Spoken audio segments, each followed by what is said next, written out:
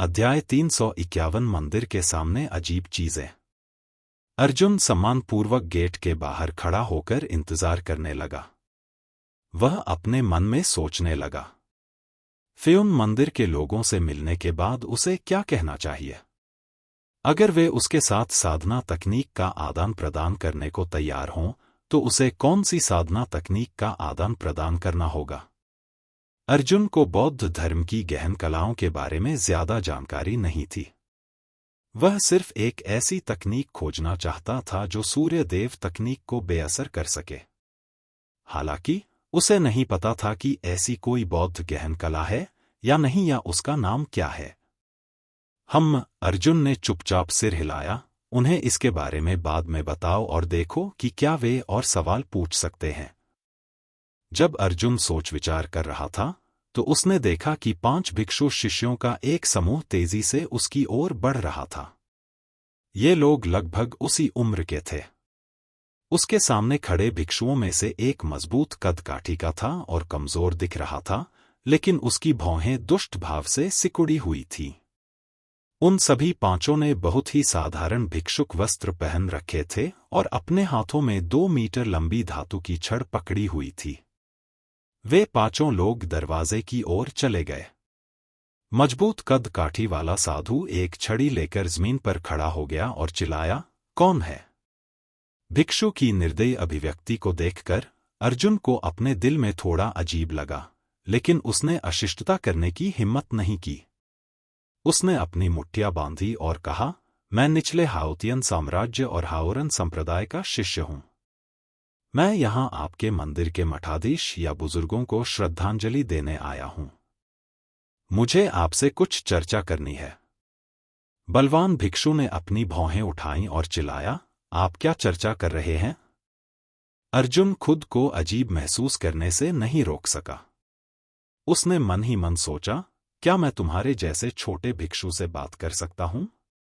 हालांकि इन लोगों के चेहरे को देखकर लगता है कि अगर उसने अपना इरादा नहीं दिखाया, तो मुझे डर है कि उसे अंदर नहीं आने दिया जाएगा। अर्जुन ने अपनी मुट्ठियां बंद की और कहा, इस बार मैं आपके मंदिर के साथ मार्शल आर्ट का आदान प्रदान करने आया हूं। मुझे पहले से ही संप्रदाय का प्राधिकरण मिल चुका है और मैं आपके मंदिर के साथ आदान प्रदान करने के लिए अपने हाओरान संप्रदाय की साधना पद्धति का उपयोग करने को तैयार हूं। सौभाग्यवश जितना अधिक वह उन छोटे भिक्षुओं के बारे में बात करता गया, उतना ही अधिक क्रोधित होता गया। बलवान भिक्षु ने चिल्लाकर पूछा, तुम्हारा नाम क्या है? अर्जुन ने कुछ भी नहीं छिपाया और कहा, मैं हाओरान संप्रदाय का 23वीं पीढ़ी का शिष्य अर्जुन हूं। अच्छा, बलिष्ठ भिक्षु ठंडी हंसी हंसा और गुस्से से बोला, क्या हिम्मत है? तुमने आने की हिम्मत की? तुम्हारा क्या मतलब है कि मैं अभी भी आने की हिम्मत कर रहा हूं? मैं यह शब्द कैसे कह सकता हूं? अर्जुन और भी उलझन में पड़ गया। यह पहली बार था जब वह फ़ियोन मंदिर आया था।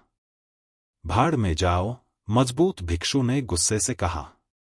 अर्जुन ने भौहें सिकोड़ते हुए कहा, तुम्हारा क्या मतलब है?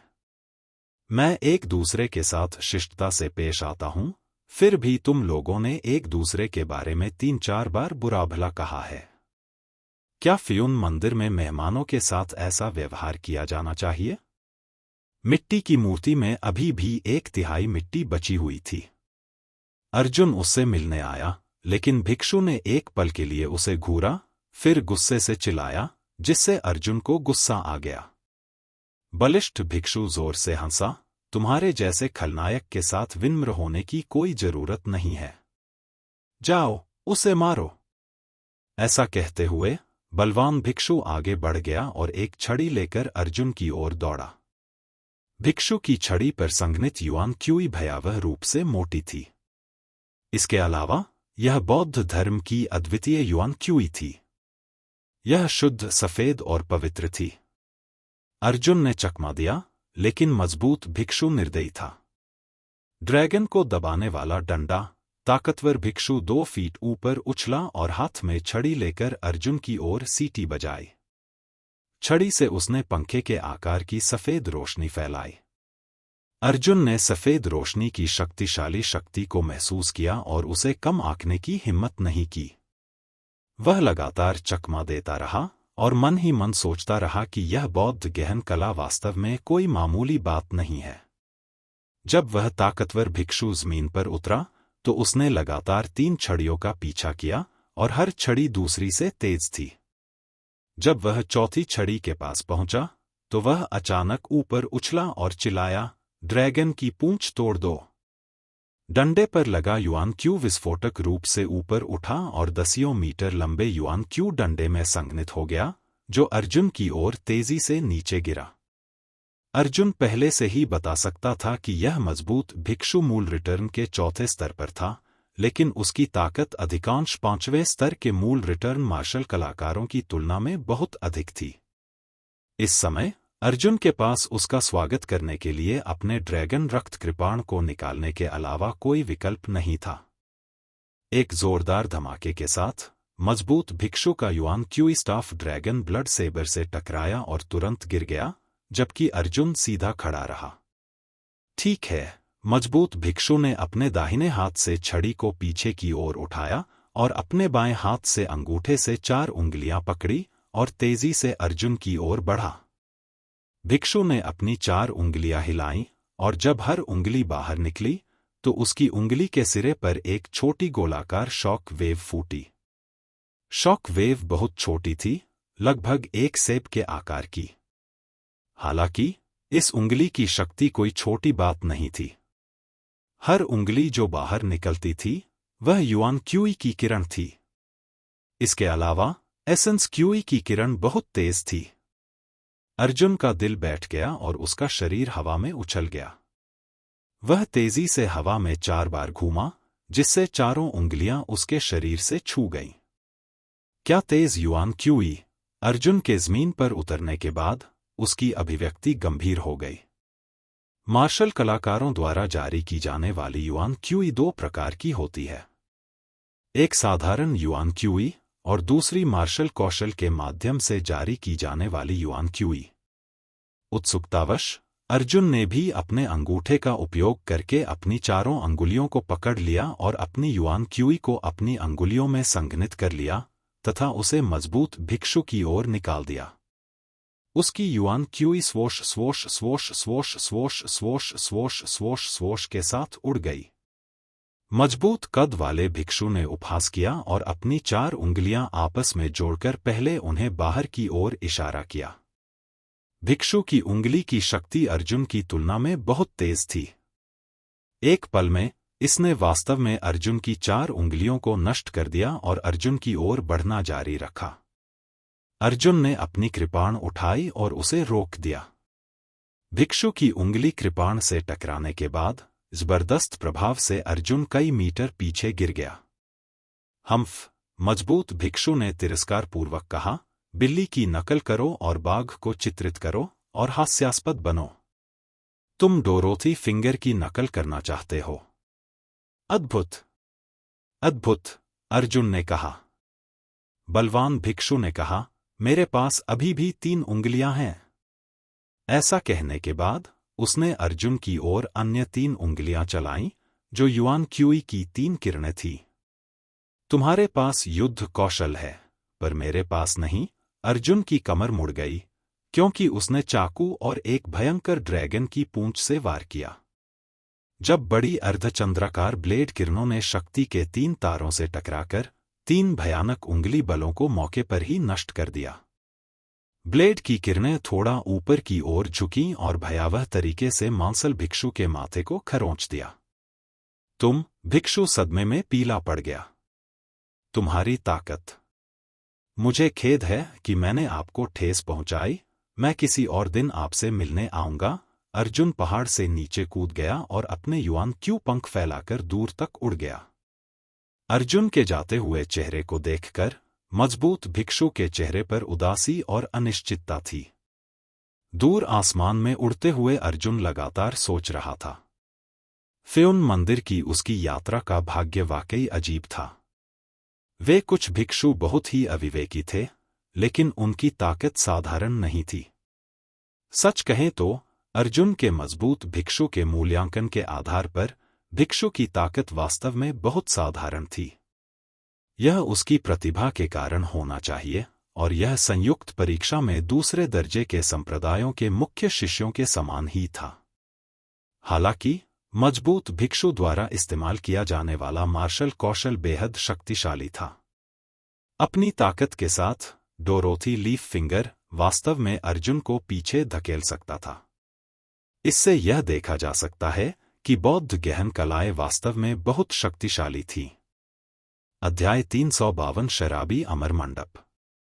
अर्जुन को आश्चर्य हुआ कि उड़ते बादल मंदिर के शिष्यों ने उस पर हमला क्यों किया। मांसल भिक्षु ने जो कहा उसके बारे में सोचने के बाद अर्जुन ने उसके माथे को थपथपाया और कहा, क्या ऐसा हो सकता है कि उन्हें मेरी पहचान पर संदेह है? अगर उन्हें पता होता तो वे अपनी कमर के टोकन प्रकट कर देते। मुख्य बात यह थी कि भिक्षुओं ने अर्जुन से पुष्टि के लिए नहीं पूछा था, इसलिए अर्जुन ने इसके बारे में नहीं सोचा और केवल यही सोचा कि उड़ते बादल मंदिर के हाओरन संप्रदाय के प्रति दुर्भावनापूर्ण इरादे थे। अब वापस जाओ। मुझे डर है कि जब हम मिलेंगे तो हम फिर से लड़ेंगे। चलो कुछ दिन और रुकते हैं। अर्जुन ने अपना सिर हिलाया और मिशन स्क्रॉल निकाला। मिशन का विवरण पढ़ने के बाद अर्जुन ने राक्षस पुरुष द्वारा दिए गए नक्शे के अनुसार हे न्यू प्रांत तक उड़ान भरी। हे न्यू जो फ्यून मंदिर से भी ज्यादा दूर नहीं था, जो मो मंचूरिया से 50,000 मील उत्तर में स्थित है। अर्जुन ने 9 पवित्रता ब्रह्मांड कौशल सीखने के बाद आकाश में उड़ान भरने की तकनीक की उसकी समझ में बहुत सुधार हुआ था। उसकी उड़ान की गति 3 गुना से भी ज्यादा हो गई थी और वह 1 दिन से भी ज्यादा समय में अपने गंतव्य पर पहुंच गया था। हे न्यू प्रांत में गर्मी का मौसम था और जेड वाटर सिटी में बहुत सारे फूल थे। हालांकि सड़क सेंट्रल प्लेन्स में हाउतियान जितनी चिकनी और विशाल नहीं थी, फिर भी सड़क के दोनों ओर विदेशी फूल और पेड़ थे। यहाँ के पुरुषों और महिलाओं की नाक ऊंची और आंखें धंसी हुई थी। पुरुष सुंदर थे और महिलाएं सुंदर थीं। इसके अलावा पश्चिमी क्षेत्रों के लोक रीति रिवाज खुले थे और आसमान में सूरज चमक रहा था। सड़कों पर खूबसूरत महिलाएं छोटी स्कर्ट पहनती थीं, जिसमें स्लिट्स थे, जिससे चलते समय उनकी चमकदार सफेद टांगें उजागर हो जाती थीं। दूसरी ओर वे केवल एक छोटी सी ब्रा पहनती थीं, जो उनके शरीर के महत्वपूर्ण हिस्सों को ढक सकती थी और उनकी छाती का लगभग आधा हिस्सा खुला रहता था। इस दृश्य को देखकर अर्जुन का चेहरा लाल हो गया। वह निश्चित रूप से सेंट्रल प्लेन्स के हाउटियन में ऐसा दृश्य नहीं देख पाएगा। रास्ते में बेचे जा रहे अजीबोगरीब फलों और खाद्य पदार्थों ने अर्जुन का लगातार ध्यान आकर्षित किया और उसने महसूस किया कि वे उसके दिल में अतुलनीय रूप से ताज़ा थे। मिशन स्क्रॉल के अनुसार अर्जुन अपने गंतव्य जेड वाटर सिटी में प्रसिद्ध शराबी अमर निवास पर पहुंचा। शराबी अमर निवास एक प्रसिद्ध रेस्तरां था। जब अर्जुन यहां पहुंचे तो प्रवेश द्वार पर पहले से ही 2 लंबी कतारें लगी हुई थीं, जो दूर के चौराहे तक फैली हुई थी। दुकानदार मध्य मैदानी क्षेत्र का एक सच्चा व्यक्ति था, एक झुका हुआ बूढ़ा आदमी। अर्जुन द्वारा अपना इरादा बताने पर दुकानदार तुरंत खुश हो गया और उसे सारी बात बता दी। पश्चिमी क्षेत्रों में रहने वाले व्यापारी मार्शल आर्ट प्रतिभा वाले युवाओं को चुनते थे। हर साल जियांटियन शराबी अमर मंडप में इकट्ठा होते थे और फिर एक साथ सेंट्रल प्लेन्स हाउटियन की ओर बढ़ते थे। हालांकि इस बार प्रस्थान का दिन करीब आ रहा था और 60 से अधिक किशोर रहस्यमय तरीके से गायब हो गए थे, जिनमें से 44 रहस्यमय तरीके से गायब हो गए थे। दुकानदार इतनी बड़ी जिम्मेदारी नहीं उठा सकता था, लेकिन पश्चिमी क्षेत्रों में कोई भी उसे केंद्रीय मैदानों से युवक को खोजने में मदद करने के लिए तैयार नहीं था, इसलिए उसने मदद के लिए हाउटियन साम्राज्य की ओर रुख किया। फिर से लापता, अर्जुन ने सोचा। वह संभवतः किंग शुई वन की तरह राक्षस द्वारा कब्जा नहीं किया जा सकता था, है ना? क्या 40-40 लोग गायब हो गए हैं? अर्जुन ने स्क्रॉल को देखा। जब उसे मिशन मिला तो केवल 30 लोग गायब हुए थे। दुकानदार ने हाथ मलते हुए कहा, छोटे भाई, तुम्हारे साथी कब आएंगे? मैंने शराब और व्यंजन तैयार कर लिए हैं। साथी? मैं ही एकमात्र हूं, अर्जुन ने कहा। आह! जब दुकानदार ने यह सुना तो उसने तुरंत एक गहरी सांस छोड़ी। वैसे दरवाजे के बाहर 2 लंबी लाइनें लगी हैं। वे क्या कर रहे हैं? अर्जुन ने उत्सुकता से पूछा। यह पता चला कि ड्रंकन इमोर्टल रेजिडेंस इसलिए प्रसिद्ध था क्योंकि यह रेस्तरां पियर फ्लावर ड्यू नामक एक विशेष शराब तैयार करता था। यह नाशपाती के फूल की ओस एक प्रसिद्ध शराब थी। हर साल यह पश्चिमी क्षेत्रों के शाही महल को श्रद्धांजलि अर्पित करती थी। इसका बाकी हिस्सा खुद ही बेचा जाता था, लेकिन इसके सीमित उत्पादन के कारण यह उच्च मूल्य का था। इस साल नाशपाती के फूल की ओस का उत्पादन पहले ही बंद हो चुका था, इसलिए बिक्री के लिए बहुत कम बचा था। इसलिए कई लोग शराब का स्वाद लेने के लिए हजारों मील की यात्रा करते थे। यह दिलचस्प है। अर्जुन ने सोने के सिक्कों से भरा एक थैला निकाला और कहा, मेरे पास 200 सोने के सिक्के हैं। क्या मैं उनमें से एक का स्वाद ले सकता हूं? दुकानदार ने सोने के सिक्के वापस धकेल दिए और कड़वी मुस्कान के साथ बोला, जब तक आप बच्चों को ढूंढने में मेरी मदद कर सकते हैं, मैं आपका आभारी रहूंगा। आपने पैसे लेने की हिम्मत कैसे की? जैसे ही उसने बात की, दुकानदार ने व्यक्तिगत रूप से अर्जुन के लिए तीसरी मंजिल पर एक खिड़की वाली सीट की व्यवस्था की और क्लर्क को नाशपाती के फूल की ओस का एक जार लाने के लिए कहा। यह एक संयोग था कि यह साल का आखिरी जार था। जब बाहर कतार में खड़े लोगों को पता चला कि उनकी अच्छी शराब बिक चुकी है, तो उन्होंने जाने से इनकार कर दिया, दरवाजा बंद कर दिया और सड़कों पर गालियां बकने लगे। अर्जुन ने खुद के लिए एक प्याला भरा और उसे अपने सामने सूंघा। उसने तुरंत शराब की खुशबू को अपने दिल और प्लीहा में महसूस किया। उसने एक घूंट शराब पी और यह बेहद मधुर और स्वादिष्ट थी। जब उसने शराब निगली, तो यह अचानक उसके गले में एक विस्फोटक गर्म सनसनी में बदल गई, जिससे अर्जुन कांप उठा। जब शराब उसके पेट में गई, तो वह नाशपाती की खुशबू से भर गई और अतुलनीय रूप से गर्म हो गई। कई अलग अलग स्वाद परिवर्तनों ने अर्जुन को आश्चर्यचकित कर दिया। अर्जुन खुशी से मुस्कुराया, दुनिया में बहुत सारी अच्छी वाइन है। कोई आश्चर्य नहीं कि इतने सारे लोग उन्हें खरीदने के लिए कतार में खड़े हैं। वह खुशी खुशी शराब पीने लगा और विदेशी व्यंजन खाने लगा। धीरे धीरे उसका मूड अच्छा होने लगा। इस समय नीचे कतार में खड़े लोग अचानक चीखने लगे और तितर-बितर हो गए, जिससे सड़कों पर अफरा-तफरी मच गई।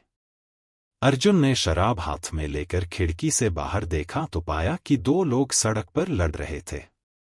एक लंबा और पतला था और दूसरा छोटा और मोटा था। लंबे और पतले आदमी के हाथ में एक कुल्हाड़ी थी, जबकि छोटे मोटे आदमी के हाथ में 2 बड़े हथौड़े थे। वे दोनों भयंकर गति से चलते हुए लड़ रहे थे।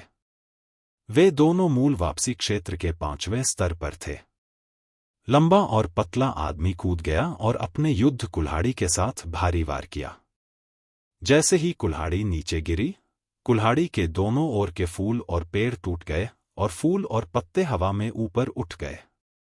छोटे कद के मोटे आदमी ने अपने 2 हथौड़े एक दूसरे के ऊपर रखे और एक बार कुल्हाड़ी से टकराया। इस बार लंबा और पतला आदमी लगातार 1 दर्जन से ज्यादा बार पीछे की ओर उछला। जमीन पर उतरते ही लंबे और पतले आदमी ने अपनी छाती को ढक लिया और मुंह से खून बाहर निकाला। छोटे कद के मोटे आदमी ने अपनी मोटी भुजाएं हिलाईं और एक हथौड़ा फेंका। हथौड़े पर अंकित युआन क्यूई बदल गई, जिससे एक काले कुत्ते का चेहरा बन गया।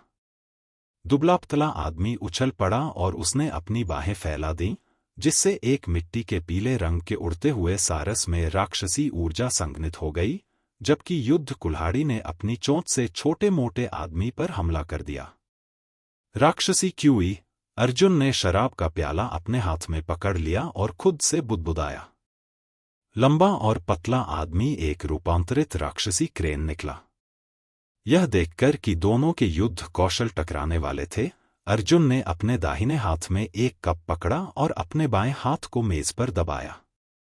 तुरंत उफनती हुई युआन क्यूई लकड़ी की मेज पर डाली गई, फिर लकड़ी की मेज से फर्श पर चली गई, जिससे पूरा रेस्तरां फर्श से भर गया। धमाका! सड़क पर दो लोगों के बीच हुई टक्कर ने आखिरकार एक बड़ा धमाका कर दिया। एक बहुत बड़ी गोलाकार शॉक वेव फैल गई, जिससे मौके पर ही 7 या 8 इमारतें नष्ट हो गईं, जबकि जिस रेस्तरां पर सबसे ज्यादा चोट लगी थी, वह सुरक्षित बच गया। वे दोनों आश्चर्यचकित होकर रेस्तरां की ओर देखने लगे। उन्होंने देखा कि अर्जुन तीसरी मंजिल पर बैठा था और अपना गिलास उन दोनों की ओर बढ़ा रहा था। उसने मुस्कुराते हुए कहा, चलो, मैं सिर्फ पीऊंगा। दोनों की आंखें अचानक सिकुड़ गईं, उनके चेहरे भय से भर गए। लंबे और पतले आदमी ने इस अवसर का लाभ उठाते हुए आकाश में छलांग लगाई और एक पीले रंग के सारस में तब्दील हो गया, जिसने अपने पंख 10 मीटर चौड़े फैलाए और भागने के प्रयास में अपने पंख फड़फड़ाने लगा। तुम कहाँ भाग रहे हो? छोटे कद के मोटे आदमी ने 2 हथौड़े एक साथ लिए, उसका शरीर लट्टू की तरह घूम रहा था और वह आकाश में उड़ते हुए सारस की ओर भागा। मोटे आदमी की हरकतें बहुत तेज थीं। उसके शरीर के चारों ओर लिपटी युआन क्यूई घूमकर 2 उलझी हुई हल्की जंजीरों में बदल गई। जैसे ही वह राक्षसी सारस को पकड़ने वाला था, अचानक एक राक्षसी तलवार आसमान से उतरी। अध्याय 353 चेन हेंगजुन। क्या साहस है! हमारे धर्मी दानव हॉल के लोगों को चोट पहुंचाने की तुम्हारी हिम्मत कैसे हुई? जैसे ही राक्षसी तलवार नीचे आई, छोटे मोटे आदमी ने जल्दी से अपने शरीर को हवा में घुमाया और राक्षसी तलवार की नोक पर 2 हथौड़ों से प्रहार किया। हालांकि राक्षसी क्यूई तलवार अतुलनीय रूप से शक्तिशाली थी। इसने छोटे मोटे आदमी को जोर से जमीन पर पटक दिया। सौभाग्य से मोटा आदमी जल्दी से जमीन पर लुढ़क गया और घातक प्रहार से बच गया। राक्षसी क्यूई तलवार जमीन में घुस गई, जिससे केवल एक तलवार की मूठ ही दिखाई दी। उसके बाद पूरी तलवार काले धब्बों में बदल गई। आसमान में एक ही समय में 5 लोग उतरे। उनमें से एक अभी अभी आया दुबला-पतला और लंबा आदमी था, जबकि बाकी 4 भी राक्षस आदमी थे। वे सभी मूल वापसी क्षेत्र के 5वें स्तर पर थे। जैसे ही पहला दाढ़ी वाला आदमी जमीन पर उतरा, वह तेजी से छोटे मोटे आदमी की ओर दौड़ा और आधे रास्ते में ही उस पर झपट पड़ा। छोटे कद के मोटे आदमी ने जल्दी से अपना हथौड़ा उठाया। कौन जानता था कि जब वह उस पर झपटा तो उसकी दाढ़ी अचानक 5 मीटर ऊंचे काले बालों वाले भालू में बदल जाएगी। क्रूर भालू की राक्षसी आभा फैल गई और काली राक्षसी आभा आधी सड़क पर फैल गई। उसने वास्तव में छोटे मोटे आदमी के हथौड़े पर थप्पड़ मारा और उसे उड़ा दिया। हथौड़े से जोरदार विस्फोट हुआ, वह भिनभिनाता हुआ आकाश में उड़ गया, प्रकाश के कणों में बदल गया और हवा में गायब हो गया। छोटे मोटे आदमी ने दांत पीसकर भालू के पेट पर हथौड़े से वार किया। भालू को वास्तव में कोई चोट नहीं लगी। उसने अपनी बाहें फैलाईं और छोटे मोटे आदमी को गले लगा लिया। भालू की भुजाओं ने ताकत लगाई और छोटे मोटे आदमी का शरीर लगभग कुचल गया और उसकी 2 आंखें बाहर निकल आईं। ओह! अर्जुन की आंखें हिल गईं और वह पहला व्यक्ति था जिसने एक ऐसा दृश्य देखा जिस पर किसी और ने ध्यान नहीं दिया था। जैसे ही अर्जुन की ओ आवाज प्रकट हुई, युद्ध के मैदान पर अचानक एक धीमी आवाज प्रकट हुई। तुम्हारी हिम्मत कैसे हुई? एक छोटा भिक्षु, जो एक साधारण भिक्षु की पोशाक पहने हुए था, पहले से ही युद्ध के आंतरिक घेरे में खड़ा था। उसने अपने दोनों हाथ जोड़े और अपने पीछे एक स्टील का मूसल ले रखा था। यह छोटा भिक्षु लगभग 17 या 18 साल का था और वह जलाऊ लकड़ी की तरह दुबला था। उसकी पलकें आधी खुली और आधी बंद थीं और वह मूल वापसी के 4थे स्तर पर था। 5 राक्षस तुरंत पीछे हट गए, मानो उन्होंने कोई भूत देख लिया हो। जो भालू छोटे मोटे आदमी को मारने की कोशिश कर रहा था, उसने भी डर के मारे अपने हाथ छोड़ दिए। फेयुन मंदिर। बेरसक भालू इतना भयभीत था कि उसकी आत्मा बिखर गई, लेकिन लिटिल मॉन्क के साधना क्षेत्र को देखने के बाद वह जोर से हंसा। यह मूल वापसी क्षेत्र का सिर्फ चौथा स्तर है। हम 5 भाई आज तुम्हारी जान ले लेंगे और स्वर्ग के नीचे राक्षस जाति के अपने हमवतन का बदला लेंगे। चलो साथ चलते हैं। 5 राक्षसी व्यक्ति एक ही समय में छोटे भिक्षु की ओर झपटे। छोटे भिक्षु की पलकें अभी भी आधी खुली और आधी बंद थीं। उसने स्टील का मूसल निकाला और उसे भारी ढंग से जमीन पर रख दिया। पेंग! युआन क्यूई शॉकवेव का एक छल्ला फैल गया, जिसने तुरंत सभी 5 राक्षस नरों को उड़ा दिया। छोटे भिक्षु ने अपनी उंगलियां पकड़ी और धीरे से एक गोटी राक्षस को खींचा। अदृश्य शक्ति द्वारा गोटी को खींच लिया गया और छोटे भिक्षु के मूसल से उसके सिर पर मारा गया। तुरंत यह पता चला कि यह टूट गया था और उसका मस्तिष्क हर जगह फैल गया था। फूल चुनने वाली उंगली। अर्जुन ने अपनी आंखें सिकोड़ ली। छोटे भिक्षु ने फिर से अपनी उंगलियां भींची और लंबे और पतले राक्षसी सारस को खींच लिया। उसने उसी तरह मूसल से उसका सिर कुचल दिया। बेरसेर्क भालू ने मौके का फायदा उठाकर उस पर हमला कर दिया। वह तेजी से भागता चला गया। वह अचानक एक राक्षसी जानवर से मानव रूप में बदल गया। उसके पीछे एक लंबी काली राक्षसी आभा थी। कटोरे के आकार की मुट्ठी ने एक घनी राक्षसी आभा को संघनित किया और छोटे भिक्षु के सिर के पीछे की ओर वार किया। छोटे भिक्षु ने अपने दोनों हाथ आपस में जोड़े और बीच में स्टील का मूसल रख दिया। उसने न तो चकमा दिया और न ही कोई जवाबी हमला किया और कहा, हीरे के शरीर की रक्षा। अचानक एक शुद्ध सफेद प्रकाश की परत उभरी। इसने छोटे भिक्षु को घेर लिया। झनकार! बेरस्क भालू के जोरदार घूंसे ने प्रकाश की ढाल को इस तरह से तोड़ दिया, मानो उसने 1000 साल पुरानी प्राचीन घंटी को बुरी तरह से तोड़ दिया हो, जिससे एक गहरी और एकांत ध्वनि उत्पन्न हुई। जहां तक भालू की कलाई की बात है, तो वह वास्तव में टूटी हुई थी। एक सफेद हड्डी की कील उसकी त्वचा और मांस से ठंडी तरह से बाहर निकल आई। छोटे भिक्षु का शरीर अचानक घूम गया और वह हवा में अपनी हथेली नीचे पटकते हुए आकाश में उड़ गया। एक विशाल सफेद हाथ का निशान आसमान से उतरा। उन्मत्त भालू आदमी और एक अन्य राक्षस आदमी दोनों को उनके हाथ की विशाल हथेली से कुचल दिया गया और हर जगह खून और हड्डियां बिखर गईं।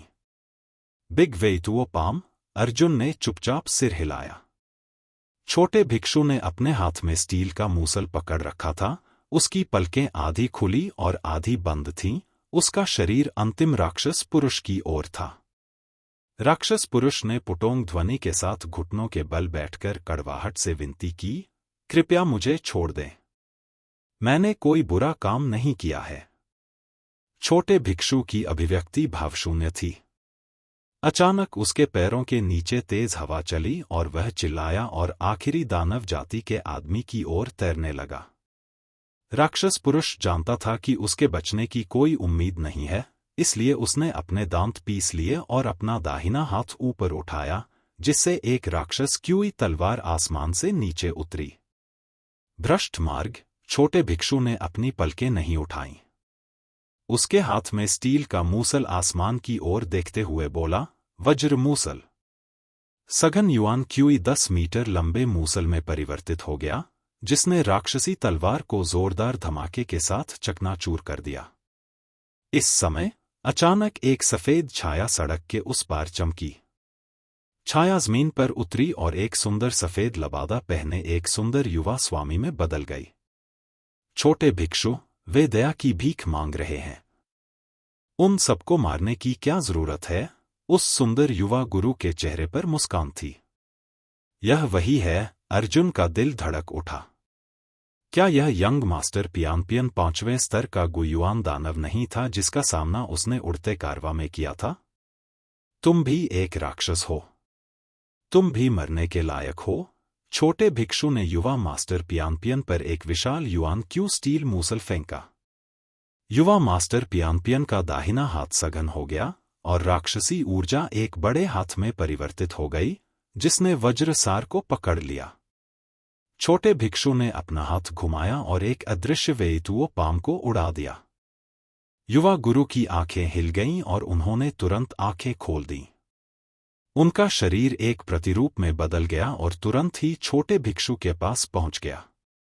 हीरे के शरीर की सुरक्षा, छोटे भिक्षु ने अपने हाथों को आपस में जोड़ लिया और एक शक्तिशाली युआन क्यूई ढाल फिर से प्रकट हुई। छोटे भिक्षु, मैं यहां पीने आया हूं। मेरे पास तुम्हारे साथ खेलने का समय नहीं है। युवा गुरु ने राक्षसी ऊर्जा का एक धागा बाहर फेंका। राक्षसी ऊर्जा एक लंबे रेशम में बदल गई, जो छोटे भिक्षु की युआन क्यूई ढाल के चारों ओर परत दर परत लिपट गई और उसे एक तंग अवरोध में लपेट दिया। इसके तुरंत बाद यंग मास्टर ने रेशम फेंक दिया और छोटे भिक्षु को दूर फेंक दिया। यह झटका इतना शक्तिशाली था कि इसने छोटे भिक्षु को स्वर्ग और पृथ्वी के संगम पर गायब कर दिया और वह अब दिखाई नहीं दे रहा था। मुझे बचाने के लिए धन्यवाद, युवा स्वामी। अंतिम दानव पुरुष जल्दी से जमीन पर घुटनों के बल बैठ गया और झुक गया। युवा मास्टर ने हाथ हिलाकर कहा, जल्दी जाओ और चले जाओ। मुझे पीने से मत रोको। ऐसा कहने के बाद उसने जमीन पर पड़े छोटे मोटे आदमी को नजरअंदाज किया और शराबी अमर मंडप में कदम रख दिया। क्या तुम्हारे पास नाशपाती के फूलों की ओस खत्म हो गई है? यंग मास्टर की आवाज नीचे से आई। अर्जुन मुस्कुराया और कहा, भाई, ऊपर आओ और साथ में पियो। एक तेज हवा तीसरी मंजिल तक आई और युवा मालिक ने खुश होकर कहा, यह आप हैं। अर्जुन ने सिर हिलाया और मुस्कुराया, यह मैं हूं। मेरे पास नाशपाती के फूलों की ओस का आखिरी जार है। अगर आपको कोई आपत्ति न हो तो आइए हम इसे साथ में पीते हैं। हाँ, मुझे पता था कि यह हमारी किस्मत में लिखा था। युवा स्वामी ने अपना लबादा उठाया और अभद्रता से बैठ गया। एक गिलास शराब पीने के बाद युवा मालिक ने प्रशंसा की, अच्छी शराब, अच्छी शराब। यह दूसरी बार है जब हम मिले हैं। मेरा नाम चेन हेंगजुन है। अर्जुन ने मुस्कुराते हुए कहा, मैं जियांग बेई हूं। तो यह भाई जियांग है। चेन हेंग दिल खोलकर हंसा, मैं शराब के लिए आपको धन्यवाद दे सकता हूं। यह तो बस शराब का एक जार है। आपके शब्द बहुत भारी हैं, अर्जुन ने कहा। नाशपाती के फूलों की इस ओस को पीने के बाद मुझे अभी भी पश्चिमी क्षेत्रों के राक्षसों से प्राप्त एक विशेष शराब ढूंढनी है, जिसे ब्लैक स्नेक माउथ कहा जाता है। चेन हेंग ने शराब पीते हुए कहा। भाई जियांग, अगर हम तीसरी बार मिलें तो क्या मैं आपके साथ ब्लैक स्नेक माउथ में शराब पीऊं? अर्जुन मुस्कुराया और कहा, यह सबसे अच्छा है। यह तय हो गया। एक आदमी के शब्द अटल होते हैं। करो। चेन हेंग ने अपना गिलास उठाया और अर्जुन के साथ पिया। अध्याय 354 आसमान से उतरते लाल कपड़े। लगता है भाई जियांग भी शराब के शौकीन हैं। आप शराब संस्कृति के बारे में कितना जानते हैं? चेन हेंग ने नाशपाती के फूलों की ओस की नाजुकता का आनंद लिया और अपना सिर हिलाया। वैसे भी शराब के बारे में मेरी समझ बहुत उथली है। अर्जुन ने कहा, ईमानदारी से कहूं तो मुझे वाइन संस्कृति के बारे में कुछ भी नहीं पता है। उन दोनों ने एक दूसरे को देखा और खिलखिलाकर हंस पड़े। चेन हेंगजुन ने कहा, आप और मैं शराब के बारे में कुछ नहीं जानते, लेकिन हमें इसे पीना बहुत पसंद है। ऐसा लगता है कि यह असली शराब प्रेमी है। वैसे भाई जियांग, आज रात यहां एक अद्भुत कार्यक्रम है। क्यों न हम साथ चलें? खाने पीने के बाद मुझे आराम करना है। मैं आज रात आपसे मिलने आऊंगा। मेरा विश्वास करें, मैं आपको निराश नहीं करूंगा। चेन हेंग को इस बात की परवाह नहीं थी कि अर्जुन सहमत है या नहीं, इसलिए उसने खुद ही फैसला कर लिया। उसने अर्जुन को आंख भी मारी।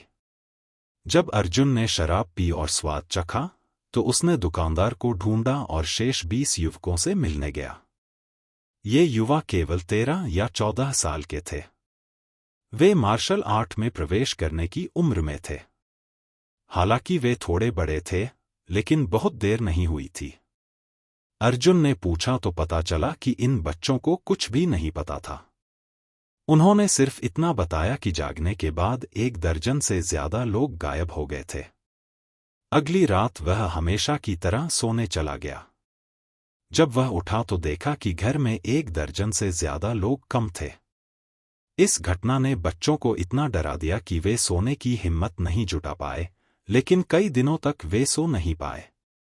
जब वे नींद से जागे तो देखा कि वास्तव में 10 से अधिक लोग गायब थे। अर्जुन को अजीब लगा।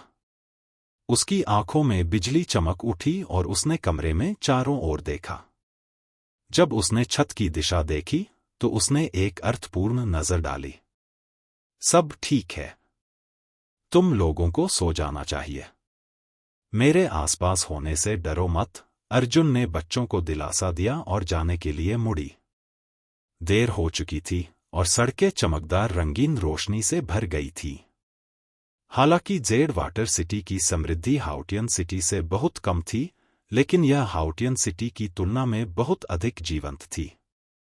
भाई चेन, मुझे कुछ जरूरी काम निपटाना है, इसलिए मैं देर नहीं कर सकती। इसके अलावा मैं कमजोर हूं, इसलिए मैं आप पर बोझ नहीं बनना चाहती।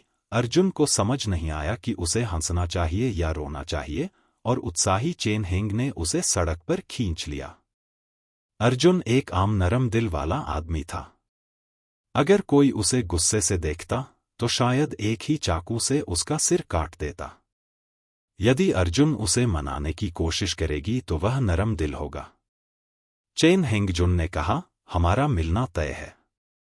मैं आपके साथ एक अच्छे दोस्त की तरह व्यवहार करता हूं। यह उल्लेख करने की आवश्यकता नहीं है कि आप केवल मूल रिटर्न के 4थे स्तर पर हैं। भले ही आप एक साधारण व्यक्ति हों, फिर भी मैं आपके साथ एक अच्छे दोस्त की तरह व्यवहार करता हूं।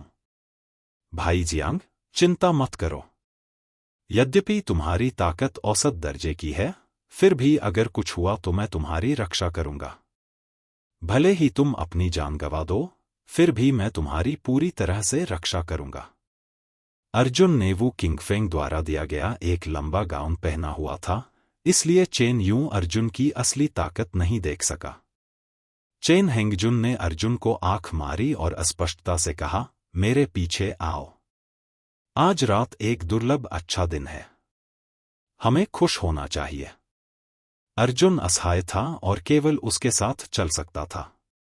वे दोनों खरीदारी करते हुए आगे बढ़े और धीरे धीरे जेड वाटर सिटी के सबसे व्यस्त इलाके में प्रवेश कर गए। एक पंक्ति में 1 दर्जन से अधिक सड़कें लाल और हरे रंग की थीं, और कोई भी दूर से ही पाउडर मिली हुई तेज शराब की अजीब सुगंध सूंघ सकता था। यह है, अर्जुन चाओ ने वेश्यालयों से भरी सड़क की ओर देखा। सड़क के दोनों ओर अलग अलग कपड़े पहने खूबसूरत लड़कियां खड़ी थीं। वे मेहमानों को आकर्षित करने के लिए अपने हाथों में रुमाल लिए हुए थीं और मुस्कुराते हुए उसे लहरा रही थीं। रास्ते में सभी युवा और मध्यम आयु वर्ग के पुरुष थे और कुछ वृद्ध लोग भी थे। भाई जियांग, ढूंढना बंद करो। ये सब साधारण सामान है। मैं तुम्हें इससे बेहतर सामान ढूंढने ले जाऊंगा। चेन हेंग ने सोचा कि अर्जुन उस महिला पर मोहित हो गया है, इसलिए उसने अर्जुन को खींच लिया। 3 गलियां पार करने के बाद वे चौथी गली में पहुंचे। यह सड़क अतुलनीय रूप से चौड़ी थी, इतनी कि 16 गाड़ियां एक साथ चल सकती थीं। पश्चिमी क्षेत्रों में इस पैमाने की सड़क बहुत दुर्लभ थी। यह सड़क अंधेरी भीड़ से घिरी हुई थी। वे सभी लाल आंखों वाले और अत्यंत उत्तेजित पुरुष थे। चेन हेंगजुन ने अर्जुन को बताया कि भीड़ से घिरे स्थान को फॉरगॉटन टाउनशिप पेवेलियन कहा जाता है। इसका मतलब यह था कि यहाँ एक रात बिताने के बाद वह इतना खुश था कि वह घर भी नहीं जाना चाहता था। चेन हेंगजुन ने अर्जुन पर अपना हाथ रखा और मुस्कुराते हुए कहा, आप अभी भी नहीं जानते हैं, यह भूला हुआ देश मंडप पूरे पश्चिमी क्षेत्रों में फैला हुआ है और यह फेंगली फार्म का सबसे प्रसिद्ध साइन बोर्ड है। पश्चिमी क्षेत्र का यह आदमी, चाहे वह युवा हो या बूढ़ा, मानव हो या राक्षस, जब तक वह फॉरगॉटन टाउनशिप पैवेलियन का उल्लेख करता है, हर कोई उसे अंगूठा दिखाएगा। इसके अलावा आज रात वह दिन है जब मिस हुआ कुई मेंग यहां परेड करने आती हैं। मिस मेंग स्वर्ग और देश की सुंदरता के साथ पैदा हुई हैं। वह पूरे फॉरगॉटन टाउनशिप पैवेलियन की सबसे सुंदर महिला हैं। वह साल में शायद ही कभी दिखाई देती हैं। अगर वह बाहर आती भी हैं, तो वह केवल फॉरगॉटन टाउनशिप पैवेलियन के आसपास ही घूमती रहती हैं। इस बार जेड वाटर सिटी में फॉरगॉटन टाउनशिप पैवेलियन की बारी है।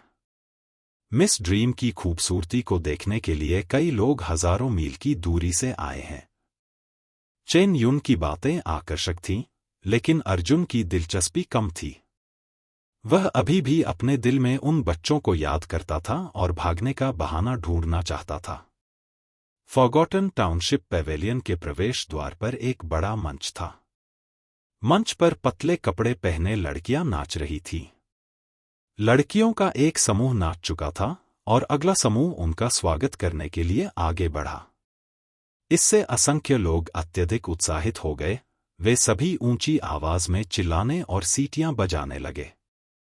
अर्जुन की बात पूरी होने से पहले ही भीड़ में उबाल आ गया।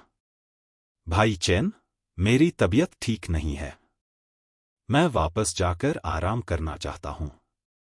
मिस ड्रीम यहां हैं, किसी ने जोर से चिल्लाया। जल्दी से देखो, जल्दी से देखो। चेन हेंग ने अर्जुन की बाह खींची और आकाश की ओर इशारा किया। अर्जुन ने उस दिशा में देखा और एक लाल छाया को सुंदर रात्रि आकाश से उतरते देखा। यह एक महिला थी जिसके चेहरे पर हल्का घूंघट था। उसने चमकीले लाल ब्रोकेड के कपड़े पहने हुए थे।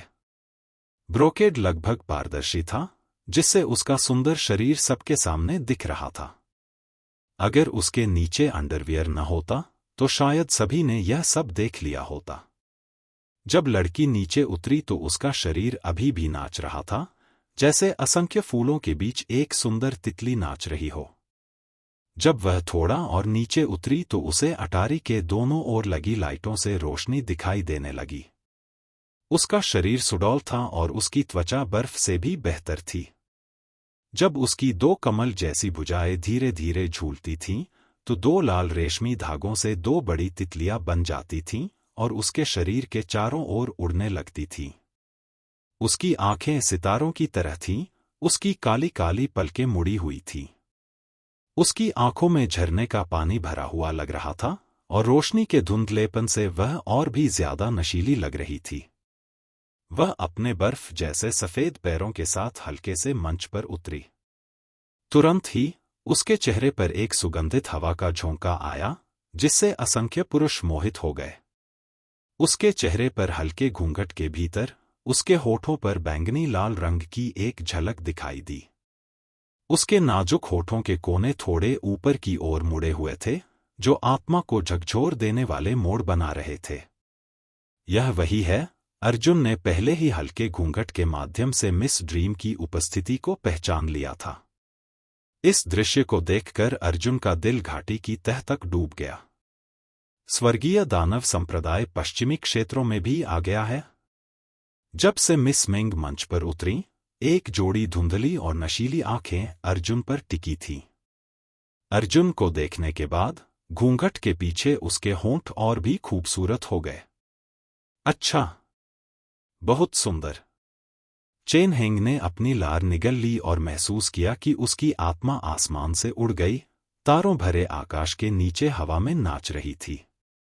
अध्याय 355। मैं अर्जुन हूं। मिस मेंग, हमने आपका बहुत इंतजार किया। स्टेज के नीचे एक आदमी ने अपनी छाती को ढक लिया और नीचे झुककर चिल्लाया। ऐसा लग रहा था जैसे मिस मेंग को देखने के बाद उसका दिल इतने खूबसूरत चेहरे की उत्तेजना को बर्दाश्त नहीं कर पा रहा था। सभी लोगों ने अपने नीचे छोटे छोटे तंबू लगा लिए। हाँ, किसी ने उसकी बाह हिलाई और उत्साह से चिल्लाया, तुम्हारा यह हाल कैसे हुआ? तुम्हारा रूप नश्वर दुनिया से कैसे संबंधित हो सकता है? क्या तुम कोई परी नहीं हो जो 9 स्वर्गों की आकाशगंगा से नश्वर दुनिया में गिरी हो? मिस मेंग, मैं आपके लिए सब कुछ त्यागने को तैयार हूं। वाह, तुम योग्य हो। मैं अपनी सारी संपत्ति मिस मेंग के साथ शराब पीने के लिए खर्च कर दूंगा। मिस मेंग, मैं आपको मेरे पास मौजूद सारा पैसा दे दूंगा। क्या मैं आपका हाथ छू सकता हूं? मिस मेंग ने अपना मुंह ढक लिया और खिलखिलाकर हंसने लगी। उसकी हंसी चांदी की घंटी की तरह थी। उसने चारों ओर देखा और कहा, आप सभी जानते हैं कि जब तक मैं युवा स्वामी को पसंद करती हूं, भले ही वह गरीब हो, मैं तैयार हूं। अगर मुझे वह पसंद नहीं आया तो वह मुझे एक शहर दे देगा। मैं अब उसकी ओर देखना नहीं चाहता। मिस मेंग, मेरी तरफ देखो। एक आदमी मंच पर आया और बोला, क्या आप मेरी शक्ल से संतुष्ट हैं? यह व्यक्ति सुंदर और सुंदर था, लंबा और सीधा सादा शरीर था। उसने अपने हाथ में एक पंखा पकड़ रखा था और वह बहुत आत्मविश्वासी था। मिस मेंग ने अपना सिर हिलाया और कहा, युवा मास्टर कृपया वापस आइए। एक अन्य व्यक्ति उछलकर बोला, मेरी ओर देखो। मिस मेंग ने अपना सिर हिलाया। इसके बाद कई लोग प्रदर्शन करने के लिए आगे आए। कुछ लोग एक दूसरे के खिलाफ कविताएं पढ़ रहे थे, कुछ लोग गीत गा रहे थे और कुछ लोगों ने तो वहां गुकिन भी बजाया। हाँ, अगर तुम मिस मेंग का पक्ष ले सकते हो तो यह तुम्हारे जीवन की बर्बादी नहीं है। भाई जियांग, क्या तुम्हें नहीं लगता चेन हेंग मिस मेंग के चेहरे में डूबा हुआ था, खुद को छुड़ाने में असमर्थ था? ठीक इसी समय अर्जुन और अन्य 2 लोगों के पीछे 5 लोगों का एक समूह था।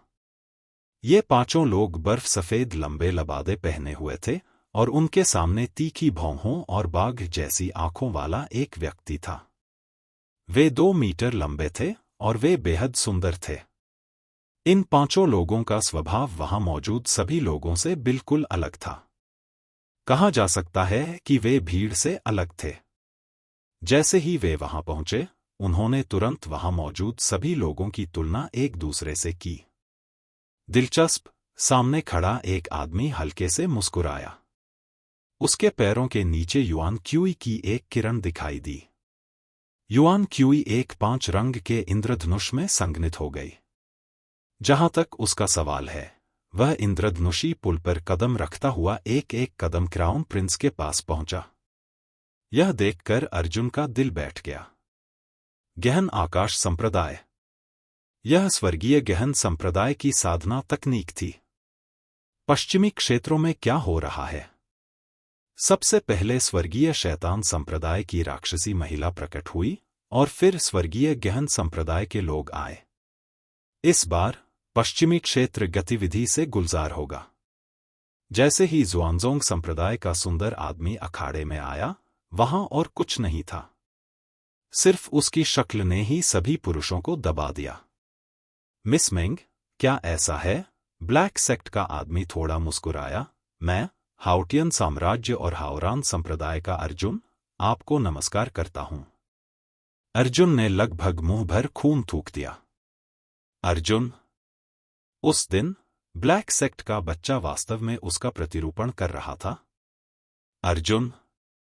हावरन संप्रदाय का अर्जुन। क्या यह वास्तव में 12 संयुक्त परीक्षाओं का चैंपियन है? अर्जुन।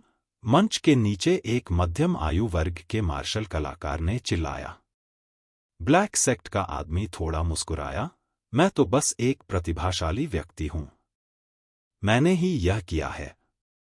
पश्चिमी क्षेत्रों के मूल निवासी नहीं जानते थे कि अर्जुन कौन था, लेकिन बीच में रहने वाले मार्शल कलाकारों ने स्पष्ट रूप से उसके बारे में सुना था, लेकिन उन्होंने कभी अर्जुन का चेहरा नहीं देखा था। सेंट्रल प्लेन्स मार्शल आर्टिस्ट को आश्चर्य हुआ। आप उस पहचान के साथ आप पश्चिमी क्षेत्रों में क्यों आए? गहन आकाश संप्रदाय के व्यक्ति ने अपना पंखा हिलाया और मुस्कुराया। मैं यहां फेयुन मंदिर देखने आया हूं। यह सुनकर अर्जुन ने अपना सिर थपथपाया और मन ही मन सोचा, क्या बकवास है, मुझे आखिरकार पता चल गया कि क्यों। इसमें कोई आश्चर्य नहीं कि जब उसने फेयुन मंदिर में अपना नाम और संप्रदाय घोषित किया, तो उस मजबूत साधु ने उस पर हमला कर दिया। पता चला कि किसी ने पहले ही उसका ढोंग रच दिया था। लेकिन वे खुद होने का दिखावा क्यों करेंगे? उनका गहन आकाश संप्रदाय फ्यून मंदिर क्यों गया? अर्जुन को लगा कि इसमें कुछ गड़बड़ है। यह सिर्फ इसलिए हुआ क्योंकि वे अंधेरे में खुद को उजागर कर रहे थे, इसलिए उसने उसे फाड़ा नहीं और चुपचाप देखता रहा। जब मिस मेंग ने अर्जुन शब्द सुना तो उसने असली अर्जुन की ओर एक ऐसी मुस्कान के साथ देखा जो वास्तव में मुस्कान नहीं थी।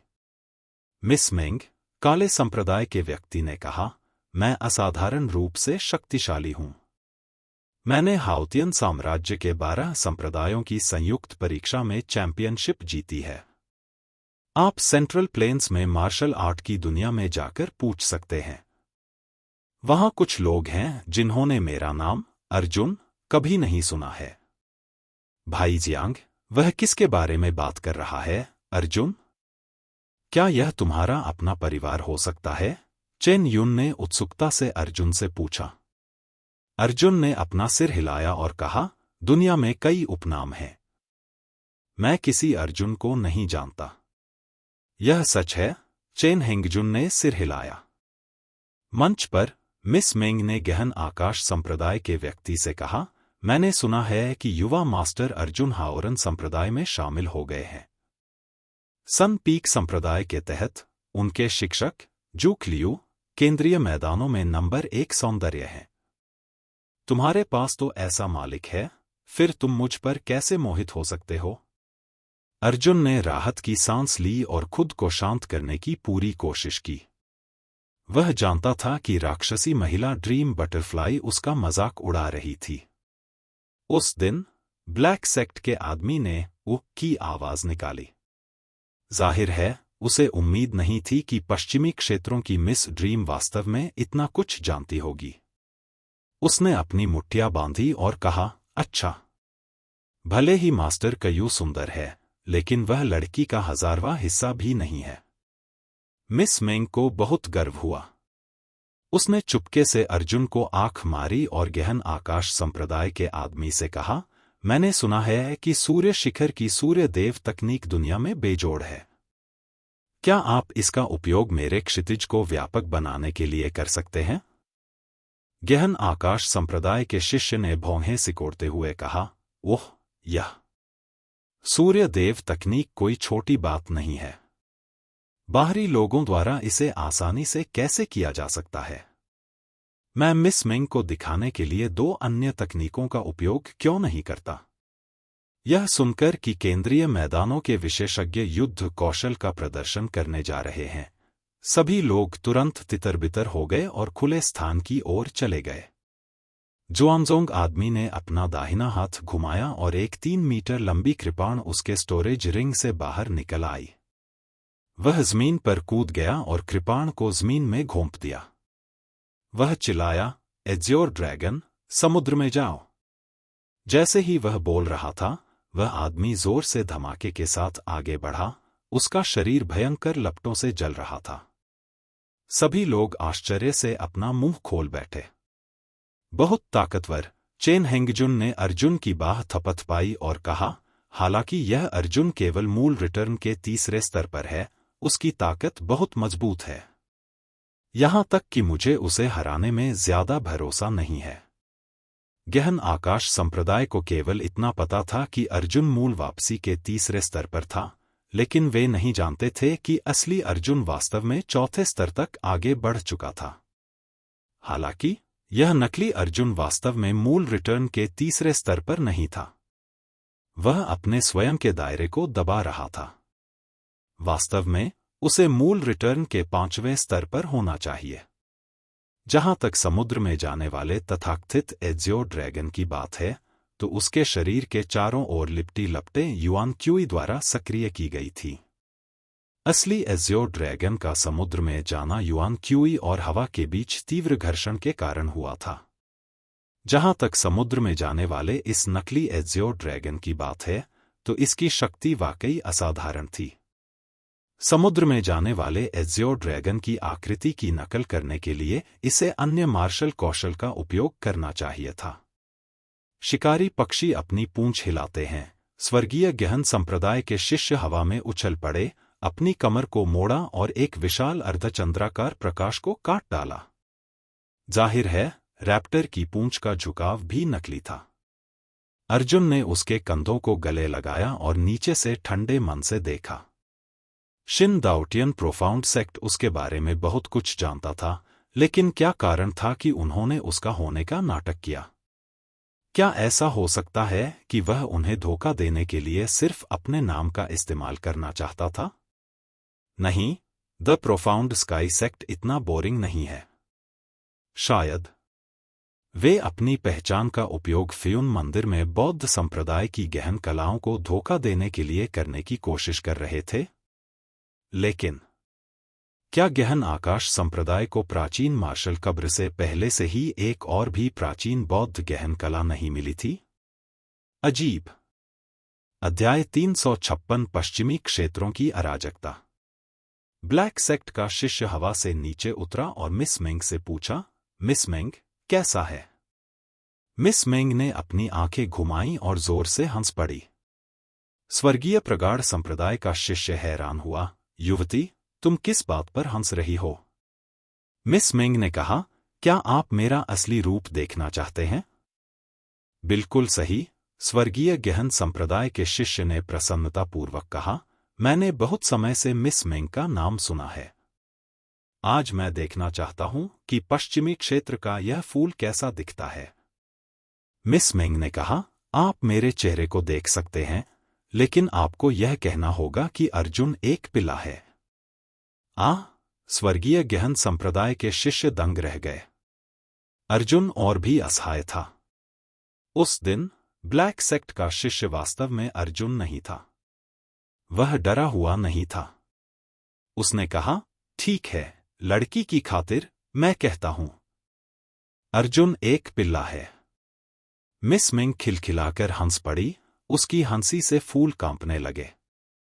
तो फिर से कहो, उसने कहा, अर्जुन एक छोटा कछुआ है।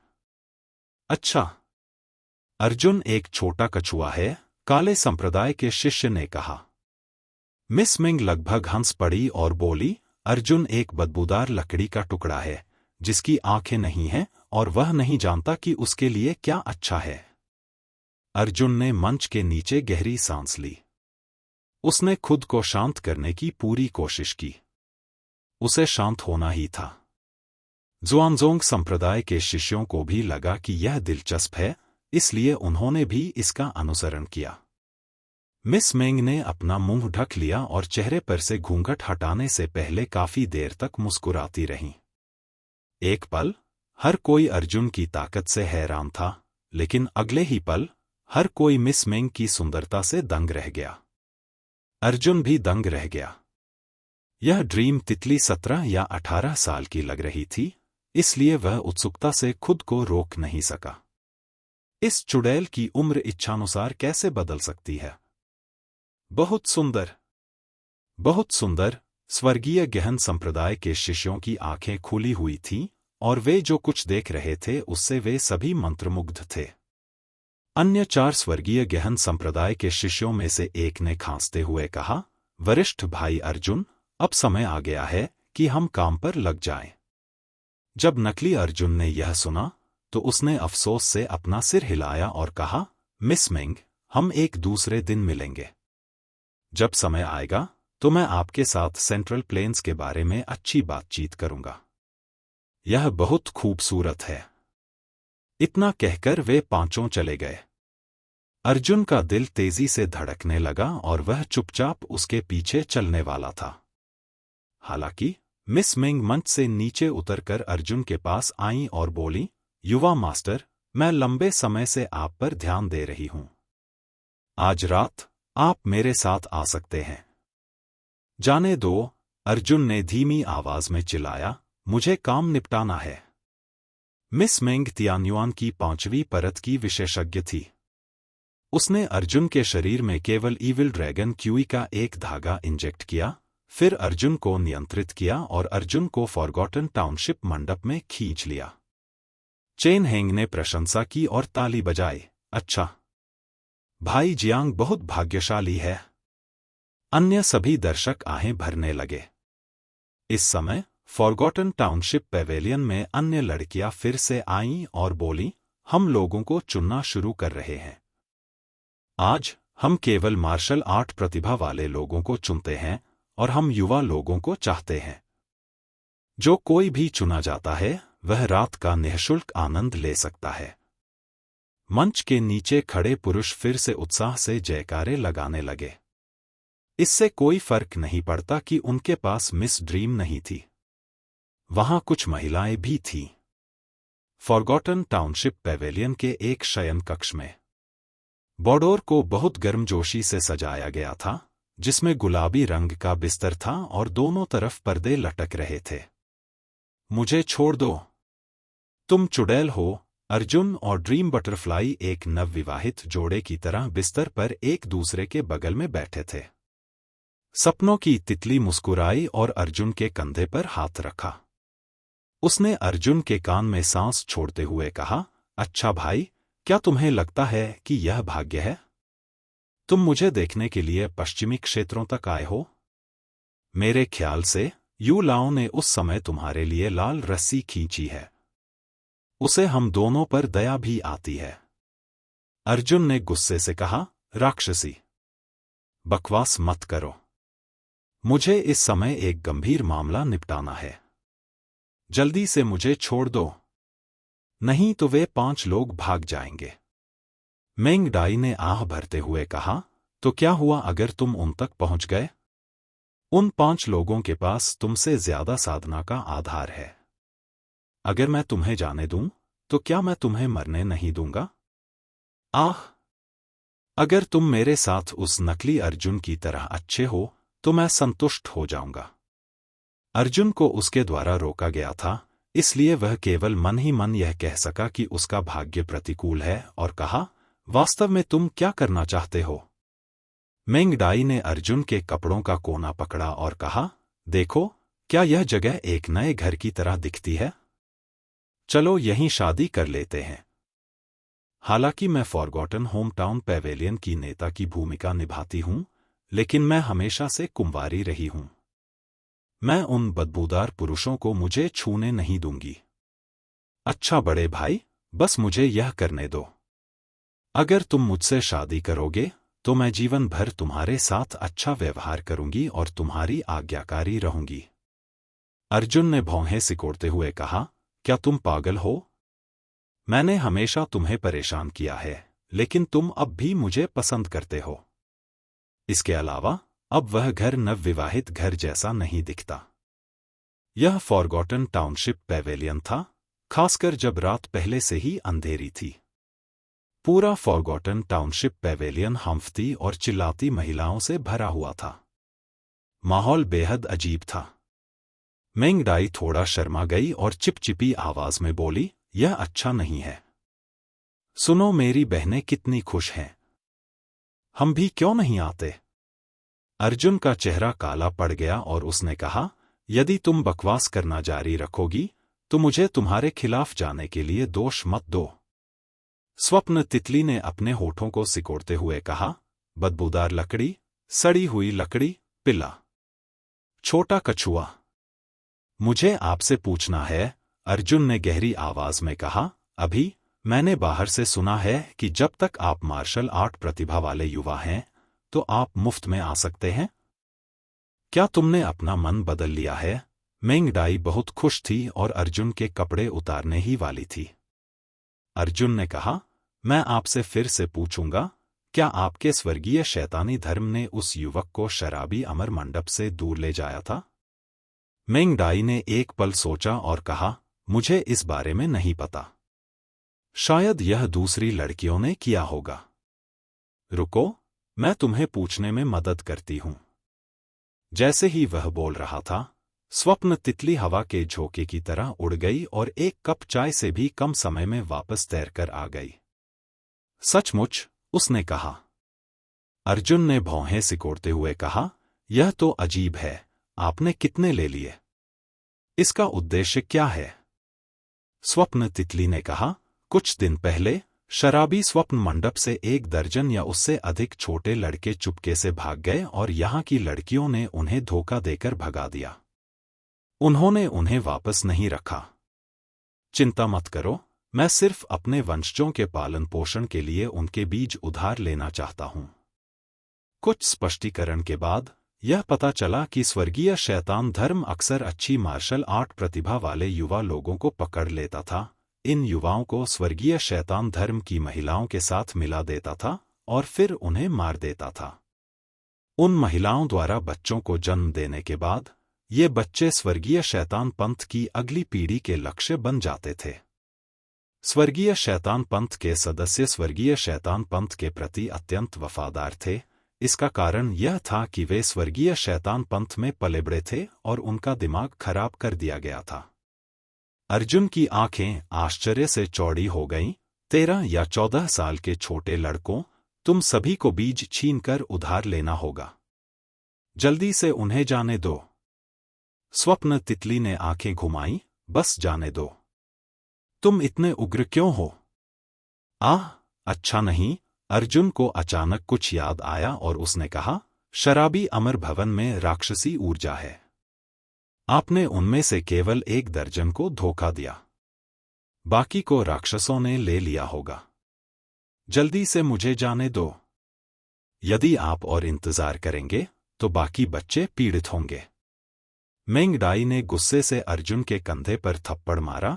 तुम मुझे धमकाना जानते हो। मुझे जाने दो, मुझे जाने दो।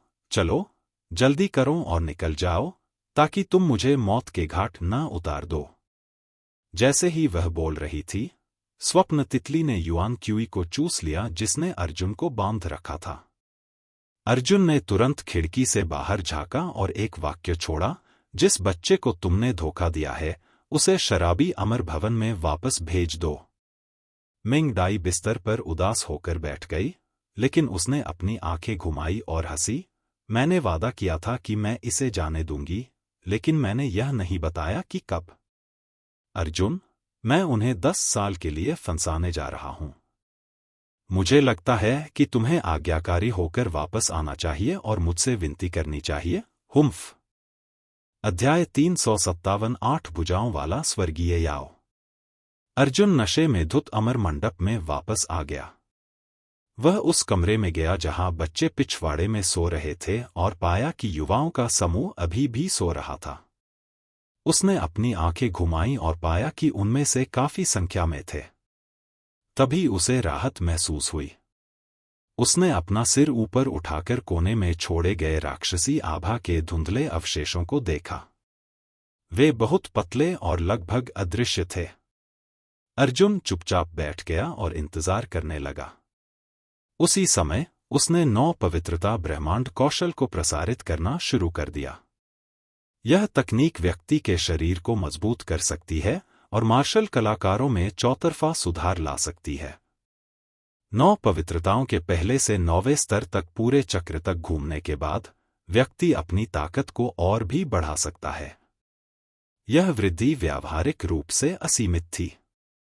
हर बार जब वह इसे प्रसारित करता तो यह एक बार बढ़ जाती और इसके साथ ही उसका साम्राज्य भी बढ़ जाता। मार्शल आर्ट की पूरी दुनिया में ऐसी भयानक साधना तकनीक दुर्लभ थी। यहाँ तक कि स्वयं अर्जुन को भी यह कल्पना करना कठिन लगा कि यदि वह कुछ न करे और केवल 100 वर्षों तक बैठकर साधना करता रहे तो वह किस प्रकार का विशेषज्ञ होगा। दुर्भाग्यवश यह विचार यथार्थवादी नहीं था। जब अर्जुन अपने दिल में कल्पना करते हुए अपनी मार्शल आर्ट का अभ्यास कर रहा था तो उसकी अत्यंत तीक्ष्ण इंद्रियां हवा में एक हल्की राक्षसी आभा के उतार चढ़ाव को महसूस कर सकती थी। अर्जुन ने एक गहरी सांस ली, जिससे उसके दिल की धड़कन, सांस और रक्त प्रवाह न्यूनतम हो गया और 9 शुद्धता ब्रह्मांड कौशल का परिसंचरण बंद हो गया। इस समय कमरा बिल्कुल अंधेरा था और वह एक अंधेरे कोने में वापस चला गया जहां चांदनी भी नहीं आ रही थी। ऐसा महसूस किया जा सकता था कि राक्षसी आभा बहुत देर तक आसमान में लटकी रही, लेकिन नीचे नहीं उतरी। ऐसा लग रहा था कि राक्षस जाति अभी भी बेहद सतर्क है। अर्जुन बहुत धैर्यवान था और चुपचाप इंतजार कर रहा था। आधी अगरबत्ती का समय बीत जाने के बाद राक्षसी ऊर्जा अंततः फिर से निकट आने लगी। तभी छत के एक कोने में हल्की काली गैस दिखाई दी। फिर छत में से एक तंतु निकल आया। इस विचित्र स्पर्शक ने छत को नष्ट नहीं किया, बल्कि उसमें प्रवेश कर गया, ठीक उसी तरह जैसे अर्जुन ने शून्य पत्थर का उपयोग किसी चीज के साथ विलय करने के लिए किया था। टेंटिकल को देखकर अर्जुन का दिल धड़क उठा। समुद्री दानव? वह तंतु बाहर निकला, बिस्तर पर पड़े एक बच्चे को लपेट लिया और उसे ऊपर खींचने ही वाला था। मूल वापसी का छठा स्तर।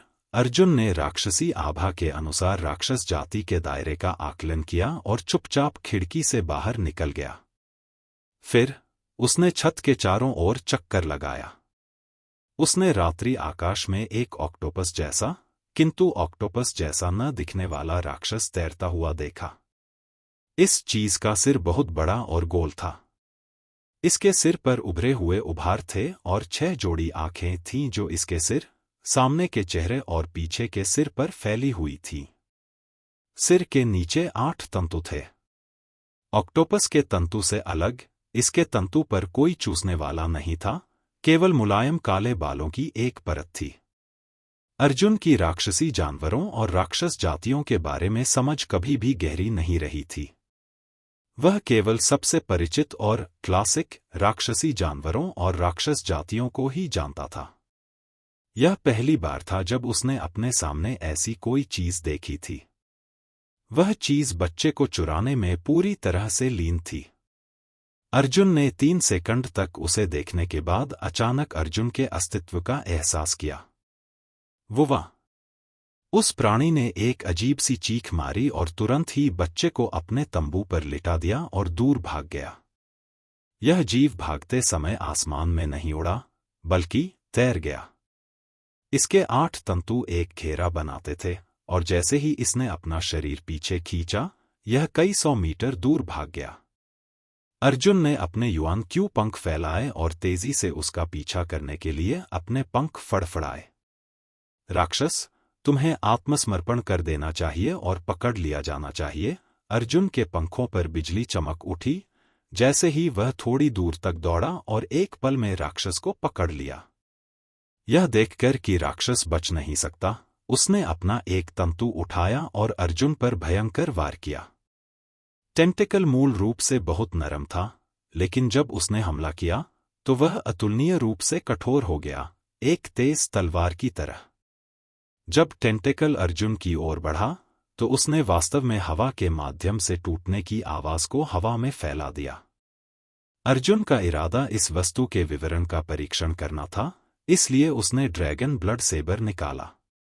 युआन क्यूई का उपयोग किए बिना उसने तेजी से छुरा घोंपने वाले टेंटिकल्स पर भयंकर वार किया। जब ड्रैगन ब्लड सेबर टेंटिकल्स पर उतरा तो एक चिंगारी फूट पड़ी, लेकिन वह टूटी नहीं। जब राक्षस को अर्जुन की ताकत का एहसास हुआ तो वह भी चौंक गया। उसने जल्दी से अपने 4 पंजे उठाए और अर्जुन पर वार कर दिया। चारों स्पर्शकों के हमले बहुत सघन थे, जो भ्रम की तरह हवा को भेदते हुए अत्यंत तीव्र थे। अर्जुन का दाहिना हाथ कांप उठा और युआन क्यूई ने विशाल कृपाण पर वार किया। इस बार उसने अपनी मजबूत युआन क्यूई का इस्तेमाल करके एक तंतु को लगभग काट डाला। राक्षस ने एक भयानक चीख मारी और तुरंत भाग गया। चाहे वह थंडर के 9 परिवर्तन हो, 9 शुद्धता ब्रह्मांड कौशल, सूर्य देव तकनीक, उसकी बिजली रशिंग कृपाण तकनीक या उसके हाथ में ड्रैगन रक्त कृपाण, अर्जुन द्वारा अभ्यास किए गए सभी मार्शल कौशल वे वस्तुएं थीं जो अभी अभी यांग दायरे में पहुंची थीं। ये चीजें दुष्ट राक्षसों को सबसे ज्यादा रोकती थीं। अगर वह उसी वार से इंसानों को 100% नुकसान पहुंचा सकता था, तो वह राक्षसों को कम से कम 15% नुकसान पहुंचा सकता था। अभी भी भाग रहे हो? अर्जुन ने भौहें सिकोड़ते हुए राक्षस को फिर से पकड़ने के लिए दौड़ लगाई। उसके हाथ में तलवार कांपने लगी और राक्षस के माथे पर दब गई।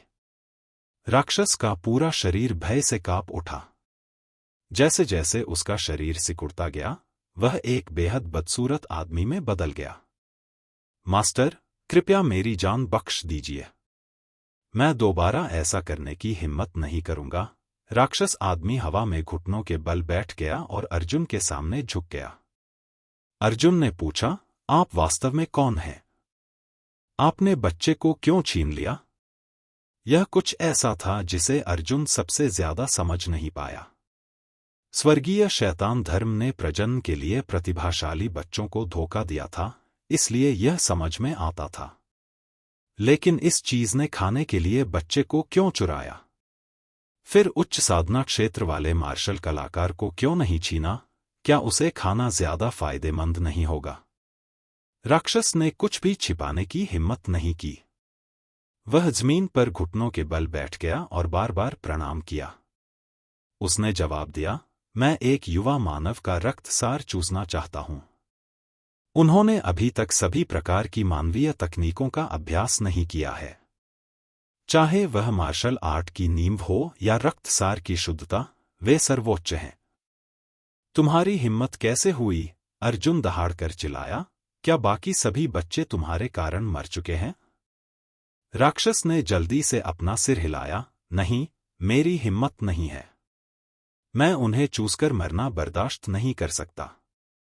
मैं उन्हें अपने घर में रख रहा हूं और पूरे साल उन्हें खाने की तैयारी कर रहा हूं। अर्जुन ने राहत की सांस ली और कहा, मुझे वहां ले चलो। ठीक है, मैं विशेषज्ञों की बात सुनूंगा। राक्षस ने 3 बार और झुककर प्रणाम किया। जैसे ही उसने अपना सिर उठाया, उसने अचानक एक बड़ा मुंह काला पानी थूक दिया। अर्जुन राक्षस के बहुत करीब था और राक्षस के 8 अंगों से उसकी रक्षा कर रहा था, लेकिन उसे उम्मीद नहीं थी कि राक्षस अपने मुंह से हमला कर सकेगा। इस बार वे एक दूसरे के इतने करीब थे कि बच पाना मुश्किल था। अर्जुन की छाती पर एक बड़ा काला धब्बा लग गया था। एक अप्रिय बदबू और तीखी गंध चारों ओर फैल गई। अर्जुन को चक्कर आने लगा और उसका शरीर कांपने लगा। हा, राक्षस ने मौत से डरने वाला अपना पिछला रूप बदल दिया और तुरंत मुस्कुराया, बेटे, तुम दादाजी को कैसे हरा सकते हो? आपको दादाजी 8 भुजाओं वाले स्वर्गीय याओ के नाम के बारे में पूछताछ करने की आवश्यकता नहीं है। तुम मेरे रक्त राक्षस वूडू जहर से जहर खा चुके हो और 1 घंटे के भीतर खून में बदल जाओगे। अर्जुन ने अपना सिर नीचे किया और अपनी छाती पर काले दाग को देखा। दाग बहुत अजीब था। यह उसके कपड़ों में घुस गया और उसकी त्वचा पर चिपक गया। रक्त राक्षस वूडू जहर की विषाक्तता के कारण उसके शरीर में युआन क्यूई भी सुचारू रूप से प्रसारित नहीं हो पा रहा था। अध्याय 358 कटा हुआ हाथ। जल्दी से घुटने टेको और दादाजी को प्रणाम करो। दानव जाति के आदमी का शरीर कांप उठा और वास्तव में 8 भुजाएं दिखाई दी। उसकी 8 भुजाएं तीखी तलवारें पकड़े हुए थीं। अर्जुन ने गहरी सांस ली और कहा, आप आंसू बहाए बिना ताबूत को नहीं देख पाएंगे। यह सुनकर राक्षस की आंखें चौड़ी हो गईं। उसने उत्सुकता से पूछा, बेटे, जब तुम मरने वाले हो, तब तुम ऐसे शब्द कहने की हिम्मत कैसे कर सकते हो? जल्दी से झुक जाओ। दादाजी तुम्हें मरने का एक सुखद तरीका बताएंगे, अन्यथा मेरा रक्त दानव वूडू जहर तुम्हें निश्चित रूप से मौत के घाट उतार देगा। अर्जुन की आंखों में ठंडक की एक झलक दिखाई दी। उसने अपनी तलवार ऊंची उठाई और बिजली तुरंत उसके चारों ओर लिपट गई। आह, तुम! यह देखकर राक्षस पुरुष चौंक गया। अर्जुन तो और भी तेज था। जिस क्षण अर्जुन ने दानव जाति के व्यक्ति को पार किया, विशाल कृपाण तेज बिजली के चारों ओर लिपट गई और दानव जाति के व्यक्ति को 2 टुकड़ों में काट दिया। राक्षस को मारने के बाद अर्जुन तुरंत जमीन पर उतरा और पैर मोड़कर बैठ गया। सौभाग्य से 9 शुद्धता ब्रह्मांड कौशल 5 तत्वों के लिए अत्यंत प्रतिरोधी था। इस दुनिया में लगभग सभी जहर 5 तत्वों के भीतर थे। अगर ऐसा न होता तो अर्जुन अभी कृपाण को काटने में सक्षम नहीं होता।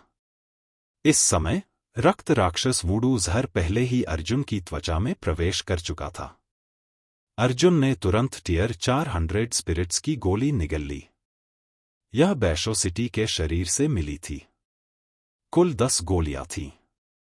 उसने पहले एक का इस्तेमाल किया था, लेकिन अब वह एक खा रहा था और अभी भी 8 बची हुई थी। लेकिन अजीब बात यह है कि एक शक्तिशाली चौथी श्रेणी की 100 आत्माओं की गोली वास्तव में इस रक्त राक्षस वूडू जहर को ठीक करने में असमर्थ थी। अर्जुन स्तब्ध रह गया और फिर वह एक सपने की तरह जाग गया। यह रक्त राक्षस वूडू जहर कोई जहर नहीं था, बल्कि उस राक्षस की तकनीक थी। जैसे जैसे जहर फैलता गया, अर्जुन को लगा कि उसका शरीर ठंडा और गर्म हो रहा है, मानो हजारों चींटियां उसके शरीर को कुतर रही हों। दर्द असहनीय था। इस बार वह सचमुच लापरवाह था। अर्जुन को नहीं पता था कि जहर को कैसे शुद्ध किया जाए, न ही उसके पास इसे शुद्ध करने का कोई साधन था। वह केवल 9 पवित्रता ब्रह्मांड कला को प्रसारित करने की कोशिश कर सकता था, लेकिन उसे नहीं पता था कि यह काम करेगा या नहीं। जैसे ही 9 पवित्रता ब्रह्मांड कला प्रसारित हुई, अर्जुन ने महसूस किया कि उसके शरीर का दर्द अचानक कम होने लगा और उसका मन स्पष्ट और स्पष्ट हो गया। जैसे ही उसने अपनी साधना तकनीक बदली, उसने अपने पेट की ओर देखा और पाया कि उसके पेट की त्वचा काली पड़ने लगी थी। धीरे धीरे उसके पेट से घनी काली गैस की एक परत उभरी। आह! 9 पवित्रता ब्रह्मांड कला चलाने से वास्तव में जहर को बाहर निकालने का प्रभाव होता है। अर्जुन बहुत खुश था। इस बार वह बहुत सारा पैसा कमा रहा था। मूल रूप से 9 शुद्धता ब्रह्मांड कौशल विशाल स्वर्ग शुद्ध युआन तकनीक का पूर्ण संस्करण था। वह विशाल स्वर्ग शुद्ध युआन तकनीक केवल चोटों को ठीक कर सकती थी और जहर को बाहर नहीं निकाल सकती थी, लेकिन 9 शुद्धता ब्रह्मांड कौशल ऐसा कर सकता था। इसके अलावा जहर को बाहर निकालने का प्रभाव बहुत तेज था। 9 शुद्धता ब्रह्मांड कौशल द्वारा काले रक्त के जहर को तुरंत हटा दिया गया था और यह काले रक्त को काली गैस में वाष्पीकृत करने के लिए पर्याप्त तेज था। अर्जुन प्रसन्न हुआ और अपनी साधना तकनीक का प्रसार जारी रखा। हालांकि जब उसने राक्षस आदमी की लाश को देखा, तो उसने पाया कि यह लाश नहीं थी, बल्कि एक टेंटिकल थी। क्या हो रहा है? क्या वह चीज अभी भी जिंदा है? अर्जुन को बहुत आश्चर्य हुआ। अभी अभी उसने स्पष्ट रूप से एक ही कृपाण के वार से उस आदमी को आधा काट दिया था, लेकिन ऐसा क्यों था कि नीचे गिरने के बाद वह केवल एक तंतु रह गया था? भाग जाओ! अर्जुन ने इसे सहन किया और लंबे समय तक 9 शुद्धता ब्रह्मांड कौशल का प्रसार किया। आकाश में उड़ने से पहले अपने शरीर से सभी विषाक्त पदार्थों को निकाल दिया। जब वह दोनों हाथों से अपनी आंखें पोंछ रहा था और लाइटनिंग फोटोइलेक्ट्रिक आई का प्रयोग कर रहा था, तो उसके चेहरे पर बर्फ सी ठंडक थी। उसने देखा कि आकाश में अभी भी राक्षसी ऊर्जा का अंश बचा हुआ था। सचमुच वह भाग गया। उस राक्षस को भी अशुभ माना जाता था। अगर आज उसका सामना किसी मार्शल आर्टिस्ट से होता तो वह बहुत पहले ही भाग जाता। हालांकि उसका सामना अर्जुन से हुआ था, जिसके पास बिजली के मेरिडियन गुण थे। बिजली की प्रकाश विद्युत आंख राक्षस जाति के मनुष्य के भागने के रास्ते को स्पष्ट रूप से देख सकती थी। अर्जुन ने अपने युआन क्यू पंख फैलाए और अपनी गति को सीमा तक बढ़ा दिया और तेजी से उसका पीछा करने लगा। सौभाग्य से राक्षस ने सोचा कि अर्जुन निश्चित रूप से मर जाएगा, इसलिए वह अपनी जान बचाने के लिए भागा नहीं। इसके बजाय वह निरंतर गति से उड़ता रहा। क्षितिज पर प्रकाश की एक किरण दिखाई दी। जब सूरज उगने वाला था, अर्जुन ने स्वर्ग और पृथ्वी के जंक्शन पर राक्षस आदमी को देखा। अर्जुन ने दांत पीसते हुए अपना पीछा तेज कर दिया। राक्षस ने भी महसूस किया कि युआन क्यूई की लहरें तेजी से उसकी ओर आ रही हैं। वह पलटा और बोला, यह तुम हो? तुम वाकई अभी भी जिंदा हो? मुझे उन 30 बच्चों का पता बताओ। अर्जुन ने अपनी कृपाण उठाई और दौड़कर आया। दादाजी आज आपसे लड़ेंगे। मुझे अभी भी विश्वास नहीं हो रहा है कि मैं एक छठे चरण की मूल वापसी क्षेत्र विशेषज्ञ, जिसका उपनाम 8 बार स्वर्गीय याओ है, आपको एक चौथे चरण की मूल वापसी वाले छोटे चोर को नहीं हरा सकता। आदमी का शरीर कांप उठा और कुल 8 भुजाएं निकल आईं। उनमें से एक भुजा टूटी हुई थी। इसके बाद बढ़ती हुई राक्षसी ऊर्जा फैल गई, जिससे संपूर्ण विश्व काली गैस से घिर गया। राक्षस पुरुष आगे आया और अर्जुन के खिलाफ लड़ने के लिए 7 भुजाओं और 7 तेज तलवारों का इस्तेमाल किया। अभी भी उसे सौंपने से इनकार कर रहे हो? तुम मौत को दावत दे रहे हो? अर्जुन का दाहिना हाथ कांप उठा और ड्रैगन ब्लड सेबर भनभनाने लगा। ऐसा लगा जैसे साफ आसमान में अचानक ड्रैगन की दहाड़ सुनाई दे गई हो। कृपाण की गड़गड़ाहट की ध्वनि मात्र से ही राक्षस पुरुष भय से कांपने लगा। अर्जुन द्वारा अपनी क्यूई को सीधे विद्युत में परिष्कृत करने के साथ ही तीव्र बिजली ने तुरंत उसके पूरे शरीर को घेर लिया। अर्जुन ने अपनी तलवार से वार किया। उसने पहले 7 तीखी तलवारों को पीछे की ओर मारा और फिर एक कदम आगे बढ़ा। एक चालाक कोण से उसने एक ही समय में राक्षस आदमी के 2 तंबुओं को काट दिया। राक्षस इतना भयभीत हो गया कि उसकी आत्मा टूट गई। तुम कौन हो? पश्चिमी क्षेत्रों के मूल क्षेत्र के विशेषज्ञों के बीच तुम्हारे जैसा कोई कैसे हो सकता है? वह राक्षस पुरुष वास्तव में यह नहीं समझ पाया कि एक चौथे स्तर का मूल रिटर्निंग मार्शल कलाकार इतना शक्तिशाली क्यों था कि वह एक छठे स्तर के मूल रिटर्निंग मार्शल कलाकार की बाह आसानी से काट सकता था। हालांकि अर्जुन को जो बात अजीब लगी वह यह थी कि राक्षस आदमी की 2 भुजाएं, जिन्हें उसने काट दिया था, वास्तव में कुछ बार हिल गई थीं और एक नई भुजा प्रकट हो गई थी। हालांकि जो हाथ शुरू में काटा गया था वह अभी भी टूटा हुआ था। कहो नहीं, अर्जुन चिल्लाया। दादाजी, मुझे मत बताओ। दादाजी की 8 भुजाओं वाली दिव्य दानव तकनीक को देखो। दानव आदमी ने अपनी 7 भुजाएं ऊपर उठाईं और चिल्लाया। जैसे ही राक्षसी आदमी की राक्षसी आभा आसमान में उड़ी, आसमान में एक छाया दिखाई दी जिसने आसमान और सूरज को ढक लिया। प्रेत एक बड़ा राक्षस था जो ऑक्टोपस जैसा था। 8 तंबू हवा में एक अद्वितीय राक्षस की तरह नाच रहे थे। अर्जुन को पता था कि यह दृश्य केवल भयावह था और इसकी वास्तविक शक्ति निश्चित रूप से उतनी भयानक नहीं थी। यदि तुम मरना चाहते हो तो मैं तुम्हारी इच्छा पूरी करूंगा। अर्जुन ने अपना बायां हाथ उठाया और छोटे से सूरज का उपयोग करके सूर्य की एक पतली किरण खींची। अर्जुन के बाएं हाथ पर दिन का प्रकाश अपनी दिशा से भटक गया और सीधे राक्षस पुरुष की ओर निर्देशित हो गया। आह! राक्षस पुरुष को अपने राक्षस मार्शल कौशल को जारी करने का समय भी नहीं मिला और उसने स्वर्ग और पृथ्वी को हिला देने वाली चीख निकाली। वह सीधे सूर्य देव तकनीक से प्रभावित हुआ और एक भयंकर भूत के रोने जैसी दयनीय चीख निकाली। अर्जुन ने अपनी कृपाण उठाई और राक्षस को 2 टुकड़ों में काट दिया। अर्जुन ने राक्षस की गिरी हुई लाश का पीछा किया और जमीन पर उतरकर उसे ध्यान से देखा। लगता है इस बार वह सचमुच मर चुका है। अर्जुन ने राहत की सांस ली, लेकिन उसका मूड शांत नहीं था। इस राक्षस को मारने के बाद 33 बच्चे उसे खोजने कहाँ जाएंगे? ठीक इसी समय जमीन पर पड़े राक्षस पुरुष के शव से अचानक काली गैस निकली, जो एक टूटे हुए तंतु में बदल गई। अर्जुन ने भौहें सिकोड़ी। अध्याय 359 एक जंगल पार्टी। इस राक्षस के जीवन रक्षक तरीके बहुत ही अजीब हैं। अर्जुन उड़कर आया और अपनी बिजली जैसी आंखों का उपयोग करके हवा में राक्षस द्वारा छोड़े गए निशानों का पीछा करना जारी रखा। इस बार राक्षस सचमुच अपनी जान बचाकर भाग निकला था और उसने अपनी पूरी गति का उपयोग कर लिया था। अर्जुन ने बड़ी मुश्किल से उसका पीछा किया और दोपहर के बाद ही उसे राक्षस के निशान दिखाई दिए। भाड़ में जाओ! तुम बदमाश, अपने दादाजी को पकड़ रहे हो। यह किस तरह की दुश्मनी है?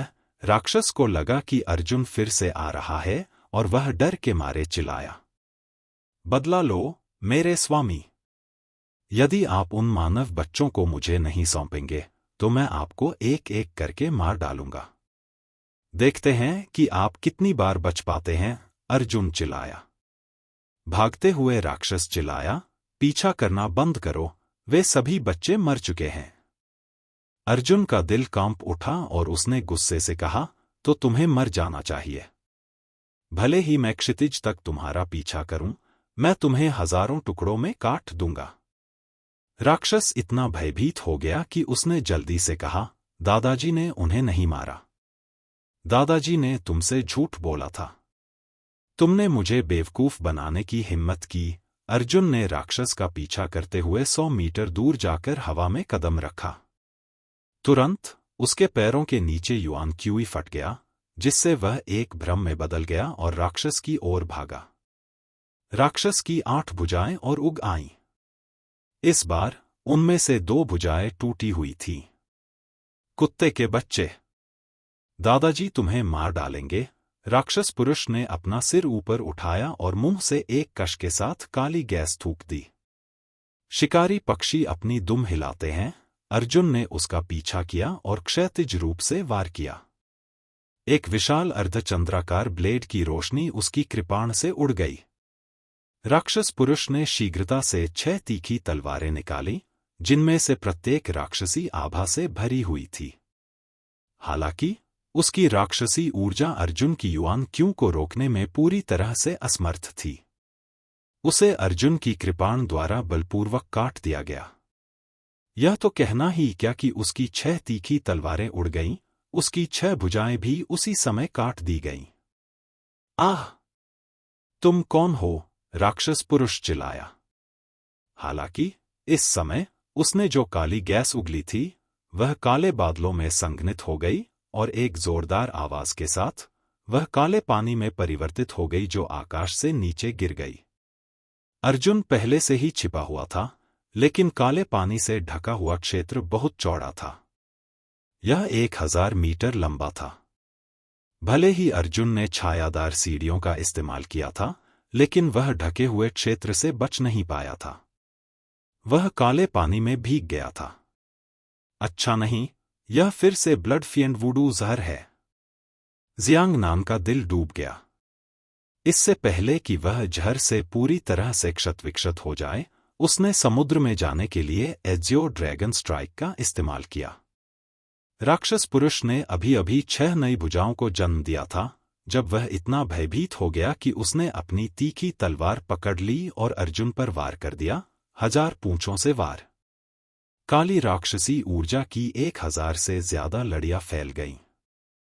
राक्षसी ऊर्जा हजारों तीखी तलवारों में संघनित हो गई और पागलों की तरह अर्जुन की ओर वार करने लगी। अर्जुन ने अपने हाथ में एक विशाल कृपाण पकड़ी और अतुलनीय रूप से शक्तिशाली नीला ड्रैगन समुद्र में उड़ गया। यह राक्षसी ऊर्जा तलवारों की घनी बारिश पर हावी हो गया। उसने सीधे सभी तेज तलवारों को तोड़ दिया और एक कृपाण निकालने के लिए अपना हाथ घुमाया। एक भयानक तलवार खींचने वाली और तलवार काटने वाली चमक आकाश में चमकी, जिसने एक ही तलवार से राक्षस को 2 टुकड़ों में विभाजित कर दिया। अच्छा नहीं है, जहरीली गैस दिल पर हमला कर रही है। अर्जुन ने देरी करने की हिम्मत नहीं की और तुरंत जमीन पर उतर गया, क्रॉसलेग्ड ध्यान किया और 9 शुद्धता ब्रह्मांड कौशल को प्रसारित किया। इस बार दानव आदमी ने जो रक्त पिपासु वुडू जहर छोड़ा था, उसकी मात्रा बहुत ज्यादा थी। क्या ऐसा हो सकता है कि उसने अपने शरीर में मौजूद सारा रक्त पिपासु वुडू जहर एक ही बार में थूक दिया हो? सौभाग्य से 9 पवित्रता ब्रह्मांड कला अत्यंत अत्याचारी थी। हालांकि इस बार अर्जुन को और भी अधिक जहर दिया गया था, लेकिन साधना तकनीक के संचलन के साथ जहर भी काली गैस में वाष्पित हो गया था और अर्जुन के शरीर से हवा में ऊपर उठ गया था। अर्जुन काली गैस में लिपटा हुआ था। उसने ऊपर देखा और पाया कि यह सच था। जमीन पर एक टूटा हुआ टेंटिकल भी था। अर्जुन ने कहा, मुझे डर है कि मुझे जहर देने के लिए इस राक्षस को भारी मात्रा में ऊर्जा की खपत करनी पड़ेगी। वह ज्यादा दूर तक भागने में सक्षम नहीं होगा। इस बार अर्जुन ने 1 घंटे तक अपनी पूरी ताकत लगाई और अपने शरीर से सभी विषाक्त पदार्थों को निकालने से पहले 2 चक्रों के लिए 9 पवित्रता ब्रह्मांड कला का संचार किया। फिर वह आकाश में उड़ गया और उनका पीछा करना जारी रखा। कमीने! मैंने तुमसे पहले ही कहा था, मैं तुम्हें मार डालूंगा, भले ही मैं क्षितिज तक तुम्हारा पीछा करूं। अर्जुन की आंखों में बिजली चमक उठी और वह राक्षस जाति के आदमी के भागने का रास्ता साफ देख सकता था। कुछ देर तक पीछा करने के बाद आकाश पहले ही अंधेरा हो चुका था और अर्जुन भी एक अपरिचित प्राचीन जंगल में भाग गया था। उसने सबसे पहले नक्शा खोला और देखा। जब उसे पता चला कि यह जगह पश्चिमी क्षेत्रों के पुराने मार्शल आर्ट राक्षस के प्रभाव का क्षेत्र नहीं है, तो उसे थोड़ी राहत महसूस हुई और वह जंगल की गहराई में उसका पीछा करने लगा। यहाँ का परिदृश्य सेंट्रल प्लेन्स से बहुत अलग था। राक्षसी जानवरों और राक्षसी जातियों की प्रजातियां और संख्या सेंट्रल प्लेन्स की तुलना में 10 गुना कम थी और शायद 10 गुना से भी ज्यादा। मूल रूप से हाउतियन सम्राट और स्वर्गीय दाओ ओल्ड मैन प्रभारी थे, इसलिए राक्षसों ने बड़े पैमाने पर भागने की हिम्मत नहीं की, इसलिए वे पश्चिमी क्षेत्रों में बड़ी संख्या में निर्वासन में चले गए। यह सोचकर अर्जुन ने लापरवाह होने की हिम्मत नहीं की, इसलिए वह अनावश्यक परेशानी से बचने के लिए सावधानी से आगे बढ़ गया। कुछ 100 ली का पीछा करने के बाद वह पहले से ही इस अजीब जंगल में गहराई तक पहुंच गया था और उसने महसूस किया कि उसके सामने बड़ी मात्रा में युआन क्यूई और राक्षसी ऊर्जा में उतार चढ़ाव आ रहा है। इतने सारे लोग, अर्जुन ने आगे बढ़ना जारी नहीं रखा। उसने एक पल के लिए सोचा और अपना रूप थोड़ा और बदल लिया। इससे पहले उसने केवल अपनी आंखों और मुंह के हिस्सों को बदला था, लेकिन जो लोग उससे परिचित थे वे अभी भी उसे एक नज़र में पहचान सकते थे। इस बार उसने थोड़ा बदलाव किया था, जिससे उसका रूप पश्चिमी क्षेत्रों के मानव चेहरे की विशेषताओं के समान हो गया था। इसके बाद वह अपनी कृपाण लेकर उड़कर ऊपर चला गया। वहां एक खुली जगह थी। वहां एक कैंप फायर था। कैंप फायर के चारों ओर बैठे लोगों के 2 समूह थे। एक समूह मानव मार्शल कलाकारों का समूह था। उनके दायरे आमतौर पर मूल रिटर्न दायरे के तीसरे से छठे स्तर पर थे। उनमें से 70 या 80 से अधिक थे। कैंप फायर के दूसरी तरफ सभी दानव कबीले के लोग थे। उनमें से ज्यादातर मूल रिटर्न के चौथे से छठे स्तर पर थे और उनकी संख्या 100 से ज्यादा हो गई थी। अर्जुन ने एक नज़र में 2 परिचितों को देखा। चेन हेंगजुन राक्षस जाति की अग्रिम पंक्ति में बैठा था, जबकि गहन आकाश संप्रदाय के 5 शिष्य मानव जाति की अग्रिम पंक्ति में बैठे थे। सभी ने एक साथ अर्जुन की ओर देखा। अर्जुन भी किसी भी समय लड़ने के लिए तैयार था, लेकिन वह थोड़ा असहज था। यहां बहुत सारे राक्षस जाति और मानव विशेषज्ञ थे। अगर वह उनसे सीधे लड़ता तो वह निश्चित रूप से उन्हें हरा नहीं पाता। अप्रत्याशित रूप से जब राक्षसों को पता चला कि अर्जुन एक मानव था, तो वे सभी पीछे मुड़ गए और आगे नहीं देखा। दूसरी ओर स्वर्गीय गहन संप्रदाय के व्यक्ति ने मुस्कुराते हुए कहा, तो आप एक इंसान हैं। आप थोड़ा देर से आए हैं। आप मूल वापसी के केवल चौथे स्तर पर हैं।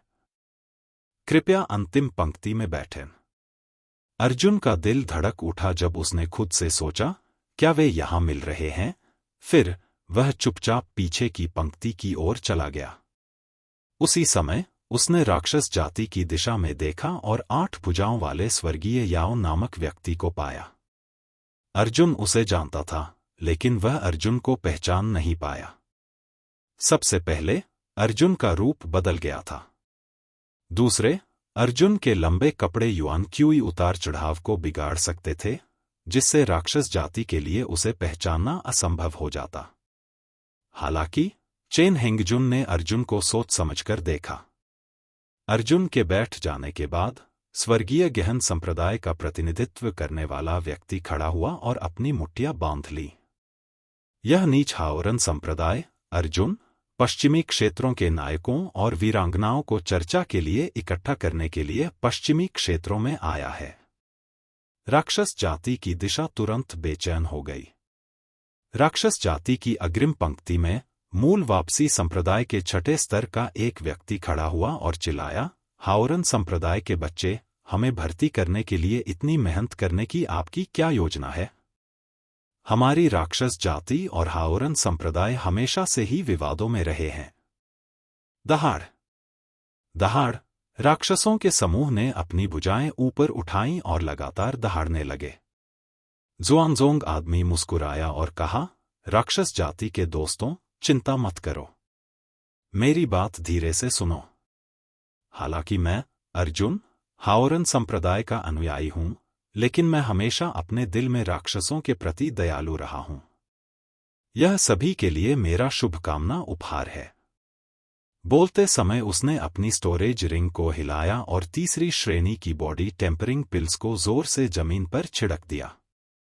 सभी राक्षस कबीले के लोग आश्चर्य से खड़े हो गए, उनकी आंखें लालच से भर गईं। अध्याय 360 विशेषज्ञ एकत्रित हुए। राक्षस जाति और मानव मार्शल कलाकारों के बीच एक बड़ा अंतर था। वास्तव में, जन्मजात श्रेष्ठता के मामले में राक्षस जाति मानव जाति से कहीं अधिक शक्तिशाली थी। राक्षस जातियां सभी राक्षसी जानवर थे जो मानव रूप में बदल गए थे। राक्षसी जानवर स्वाभाविक रूप से मनुष्यों से अधिक शक्तिशाली थे। यह कहा जा सकता है कि एक ही क्षेत्र में समान प्रतिभा और शक्ति वाले मनुष्य निश्चित रूप से राक्षस जातियों के बीच लड़ाई जीतेंगे। यह आमतौर पर स्वीकार किया जाता था। बेशक, मानव प्रतिभाएं इस श्रेणी में नहीं आती थीं। हर जाति में प्रतिभाएं होती थीं और प्रतिभाएं असाधारण अस्तित्व होती थीं। हालांकि, मानव जाति का लाभ यह था कि कीमिया, कलाकृतियों की ढलाई और गहन संरचनाएं ऐसी सभी चीजें थीं जिन्हें राक्षस जाति कभी नहीं सीख पाती। इसलिए, जब राक्षसों ने उन शरीर को ठंडा करने वाली गोलियों को देखा, तो वे सभी मुस्कुराए। जहां तक मानव मार्शल कलाकारों का प्रश्न था, वे सभी ईर्ष्या से भरे हुए थे। जल्दी करने की कोई जरूरत नहीं है, स्वर्गीय गहन संप्रदाय के व्यक्ति ने अपनी भंडारण अंगूठी को फिर से हिलाया और तीसरी श्रेणी की क्यूई संघनन गोलियां जमीन पर गिरा दीं। उसने कहा, यह हमारे साथी मनुष्यों के लिए है। यह देखकर मानव मार्शल कलाकार बहुत खुश हुए और उन्होंने स्वर्गीय गहन संप्रदाय के लोगों को धन्यवाद दिया। अर्जुन ने मन ही मन कहा, कितनी बड़ी रकम है। इतनी सारी गोलियों के साथ यह निश्चित था कि यह नकली अर्जुन उन्हें खुद से बाहर नहीं निकाल पाएगा। ऐसा लग रहा था कि इस बार उसके कार्यों को गहन आकाश संप्रदाय का समर्थन प्राप्त था। गहन आकाश संप्रदाय के व्यक्ति ने अपनी मुट्ठियां बंद की और राक्षसों से कहा, मैं प्रतिभाशाली नहीं हूं। मैंने हमेशा पश्चिमी क्षेत्रों के राक्षसों की शक्तिशाली प्रतिष्ठा की प्रशंसा की है। मैं मध्य मैदानों में बहुत समय पहले पश्चिमी क्षेत्रों के राक्षसों की प्रशंसा करता था। हर कोई, राक्षस जाति की ताकत स्वर्ग तक पहुंचने वाली है। मैं, अर्जुन, अपनी हीनता पर शर्मिंदा हूं। मैंने सोचा था कि मैं भाग्यशाली होऊंगा कि एक दिन मैं सभी के सुरुचिपूर्ण आचरण को देख सकूंगा। यह सुनकर राक्षसों के चेहरे खिल उठे और वे मन ही मन बहुत प्रसन्न हुए। राक्षस जाति की अग्रिम पंक्ति में बाघ की पीठ और भालू की कमर वाला एक व्यक्ति खड़ा हुआ और बोला, अरे भाई जियांग, तुम बहुत विनम्र हो। मुझे यकीन है कि हाओरन संप्रदाय में अभी भी कुछ वास्तविक क्षमताएं हैं। हालांकि वे हमारी तुलना नहीं कर सकते, लेकिन वे बुरे भी नहीं हैं। यही है, गहन आकाश संप्रदाय का आदमी मुस्कुराया और बोला, मैंने बहुत समय से सुना है कि उड़ते बादल मंदिर पश्चिमी क्षेत्रों में हावी है। इसने हमारे कई राक्षस भाइयों और बहनों को मार डाला है। मैं, अर्जुन, बहुत समय पहले ही इसे भूल चुका हूं। इसलिए मैं, अर्जुन, सभी के लिए न्याय मांगने के लिए यहां हूं। ओह! जैसे ही राक्षस बैठे, उनकी आंखें आश्चर्य से फैल गईं। क्या प्रकृति संप्रदाय हमारे लिए खड़ा होगा? बिल्कुल, द प्रोफाउंड स्काई सेक्ट के आदमी ने कहा, इस बार मैं हाओरन सेक्ट का नेतृत्व कर रहा हूं। मैं पश्चिमी क्षेत्रों की राक्षस जातियों के नायकों को इकट्ठा करना चाहता हूं। चलो फ्यून मंदिर चलते हैं और उन बदबूदार भिक्षुओं से स्पष्टीकरण मांगते हैं। अगर वह अपना सिर नीचे करके अपनी गलती स्वीकार कर ले तो कोई बात नहीं। अगर वह मना कर देता है तो मेरा हावरान संप्रदाय निश्चित रूप से अपने संप्रदाय की सारी ताकत का उपयोग उसके फेयुन मंदिर पर हमला करने के लिए करेगा। राक्षस बहुत खुश हुए। काले संप्रदाय के व्यक्ति ने कहा, इसलिए मैं इस बार यहां गोलियां लाया हूं, इस उम्मीद में कि हर कोई अपनी ताकत बढ़ाएगा। हम स्पष्टीकरण मांगने के लिए एक साथ उड़ते बादल मंदिर जा सकते हैं। कृपया पहले गोलियां खाएं। 10 दिनों तक साधना करने के बाद हम एक साथ चलेंगे। मानव और दानव मार्शल कलाकार बहुत खुश थे। एक एक करके उन्होंने गोलियां उठाईं और उन्हें निगल लिया। कुछ राक्षसों ने तो चुपके से 1 या 2 गोलियां और खा लीं। ब्लैक सेक्ट के आदमी ने भी अपनी आंखें बंद कर लीं और उन्हें न देखने का नाटक किया। अर्जुन ने भी 1 गोली ली, लेकिन उसे अपनी आस्तीन में रख लिया और निगला नहीं। सभी के गोलियां खाने के बाद बाघपीठ वाले राक्षस पुरुष ने कहा, कहो कि यह एक साथ है, लेकिन आपको नायकों का नेतृत्व करने के लिए सबसे मजबूत व्यक्ति को ढूंढना होगा। हालांकि आप प्रकृति संप्रदाय का प्रतिनिधित्व करते हैं, आप एक भी शब्द नहीं बोल सकते। कुछ गोलियां आपको बॉस बना देंगी। स्वाभाविक रूप से द प्रोफाउंड स्काई सेक्ट के व्यक्ति ने कहा, क्यों न हम यहीं रहें और नोट्स की तुलना करें। जो भी अधिक शक्तिशाली होगा वह स्वाभाविक रूप से बॉस होगा। यह मेरे कानों के लिए संगीत है, बाघपीठ वाले आदमी ने जोर से सिर हिलाया। मैं पहले जाऊंगा। मानव पक्ष से एक चौथे स्तर का मूल रिटर्निंग मार्शल कलाकार बाहर आया। इस व्यक्ति ने अपनी पीठ पर तलवार रखी और दानव जाति की ओर अपनी मुट्ठियां बांधते हुए कहा, मुझे रक्त के बिना तलवार का उपनाम दिया गया है। ठीक है, मानव मार्शल कलाकारों ने लगातार तालियां बजाईं। उनमें से एक ने कहा, पश्चिमी क्षेत्रों में बिना खून वाली तलवार मशहूर है। हर कोई इसके बारे में जानता है। जियान वुक्स्यू ने गर्व से अपनी तलवार निकाली और कहा, राक्षस जाति के भाइयों, मुझसे कौन लड़ेगा? मैं यह करूंगा। राक्षस जाति का एक तीखे मुंह वाला, बंदर जैसे गाल वाला आदमी बाहर आया और बोला, मेरा उपनाम स्वर्ग पर चढ़ने वाला नीला बंदर है। चलो। जियान वुक्सुए आगे बढ़ा और आरोही नीला बंदर के साथ लड़ा। जियान वुक्सू के हाथ में धारदार तलवार बेहद अजीब थी। तलवार का रास्ता कभी भी सीधी रेखा में नहीं जाता था, बल्कि केवल एक चालाक कोण लेता था। अक्सर तलवार खींचते समय दुश्मन को भविष्यवाणी करना मुश्किल होता था। जहां तक आरोही नीला बंदर की बात है, उसने एक अच्छी मुट्ठी तकनीक का इस्तेमाल किया। मानव जाति की तुलना में दानव जाति की मार्शल तकनीक सामान्य रूप से समान थी, लेकिन इसमें युआन क्यूई के बजाय केवल राक्षसी ऊर्जा का इस्तेमाल किया गया था।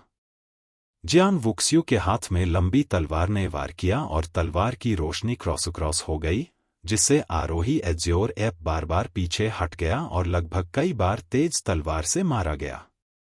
अंत में आरोही नीला बंदर अपनी दोनों मुट्ठियां मारता हुआ चिल्लाया, स्वर्गीय गड़गड़ाहट। रक्तहीन तलवार ने खूबसूरती से और पूरी तरह से बढ़ते हुए एजड एप की मुट्ठी को चकमा दिया। तेज तलवार एजड एप की बाह के नीचे से ऊपर की ओर झुकी और तलवार की नोक एजड एप के गले पर दब गई। आरोही नीला बंदर इतना क्रोधित था कि वह मौके पर ही फटने वाला था। लेकिन पहली पंक्ति में बाघ की पीठ और भालू की कमर वाले आदमी ने उसे चिल्लाकर कहा, जिससे वह डरकर भीड़ में वापस भाग गया। अच्छी तलवारबाजी। द प्रोफाउंड स्काई सेक्ट के व्यक्ति ने ताली बजाई और कहा, तलवार वुक्सू वास्तव में बहुत ही भयानक है। यहां तक कि हमारे हाओरन संप्रदाय की तलवारबाजी भी कम भयानक नहीं है। जियान वुक्स्यू को यह सुनकर राहत मिली और उसने कहा, और कौन फिर से लड़ने जा रहा है? अर्जुन पीछे की पंक्ति में बैठा यह सोच रहा था कि क्या उसे पहले 8 भुजाओं वाले स्वर्गीय याओ को पकड़ना चाहिए या उसे जाने देना चाहिए और गुप्त रूप से स्वर्गीय गहन संप्रदाय की चालों का निरीक्षण करना चाहिए। अर्जुन को निश्चित रूप से विश्वास नहीं था कि गहन आकाश संप्रदाय स्पष्टीकरण खोजने के लिए राक्षसों के समूह को फेयुन मंदिर तक ले जाएगा। मेरा उपनाम शुई तावुहेन है, एक राक्षस पुरुष बाहर आया। ऊपर क्या है? जियान वुक्सुए ने उत्सुकता से पूछा। आप सभी मेरे अधीनस्थ हैं। मैं आपसे अधिक शक्तिशाली हूं, इसलिए स्वाभाविक रूप से मैं आपसे ऊपर हूं, ता शुइवुहन ने कहा। यह सुनकर कई मानव मार्शल कलाकारों ने अपनी हंसी दबा ली और उनके चेहरे लाल हो गए। वे दोनों तुरंत लड़ने लगे। पानी पर बिना किसी निशान के कदम रखने की चाल तकनीक बेहद खूबसूरत थी। वह अचानक ऊपर नीचे, कभी बाएं तो कभी दाएं हिलता था, जिससे जियान वुक्स्यू उसे पकड़ ही नहीं पाता था। यद्यपि वह तलवार रक्तहीन तलवार तकनीक चालाक थी, फिर भी वह जलचरण ट्रेसलेस तलवार तकनीक से कमतर थी। जियान वुक्स्यू लगातार कई बार किसी को पकड़ नहीं सका, लेकिन वह इतना क्रोधित था कि उसने अपने हाथ में तलवार हिलाई और शुइवुहन की ओर युआन क्यूई तलवार के ब्लेड का एक चक्र चलाया। ता शुइवुहन ने अचानक अपना सिर बाहर निकाला और उसका सिर एक बाज के सिर में बदल गया, और उसने असंख्य युआन क्यू तलवार ब्लेडों की ओर एक तीखी चीख निकाली। सभी ने जल्दी से अपने कान ढक लिए। केवल गहन आकाश संप्रदाय के 5 लोगों ने अपने भाव नहीं बदले और उन्हें इसकी बिल्कुल भी परवाह नहीं थी। हालांकि युआन क्यू तलवार के ब्लेड इंच इंच टूट गए थे। यहां तक कि जियान वुक्स्यू ने भी खांसी के साथ खून का एक मुंह बाहर निकाला और बेहोश होकर जमीन पर गिर पड़ा। हा, ता शुइवुहन जोर से हंसा, जैसा कि उम्मीद थी, मैं फिर भी जीत गया। इसी समय जंगल में एक धीमी सी मंत्रोच्चार की ध्वनि गूंज उठी। अच्छा नहीं, सभी चौंक गए, यह फेयुन मंदिर का बदबूदार भिक्षु है। जैसे ही उसने बोलना समाप्त किया, दूर से जंगल में चीख पुकार मच गई। तेज हवा से कई पुराने पेड़ झुक गए। लेकिन 18-19 साल का एक साधु पेड़ों के शिखरों के बीच पत्तों पर उड़ता हुआ चल रहा था।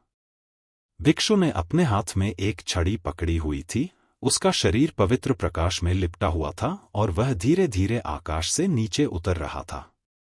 अच्छा कौशल, अर्जुन मन ही मन खुश होने से खुद को रोक नहीं सका।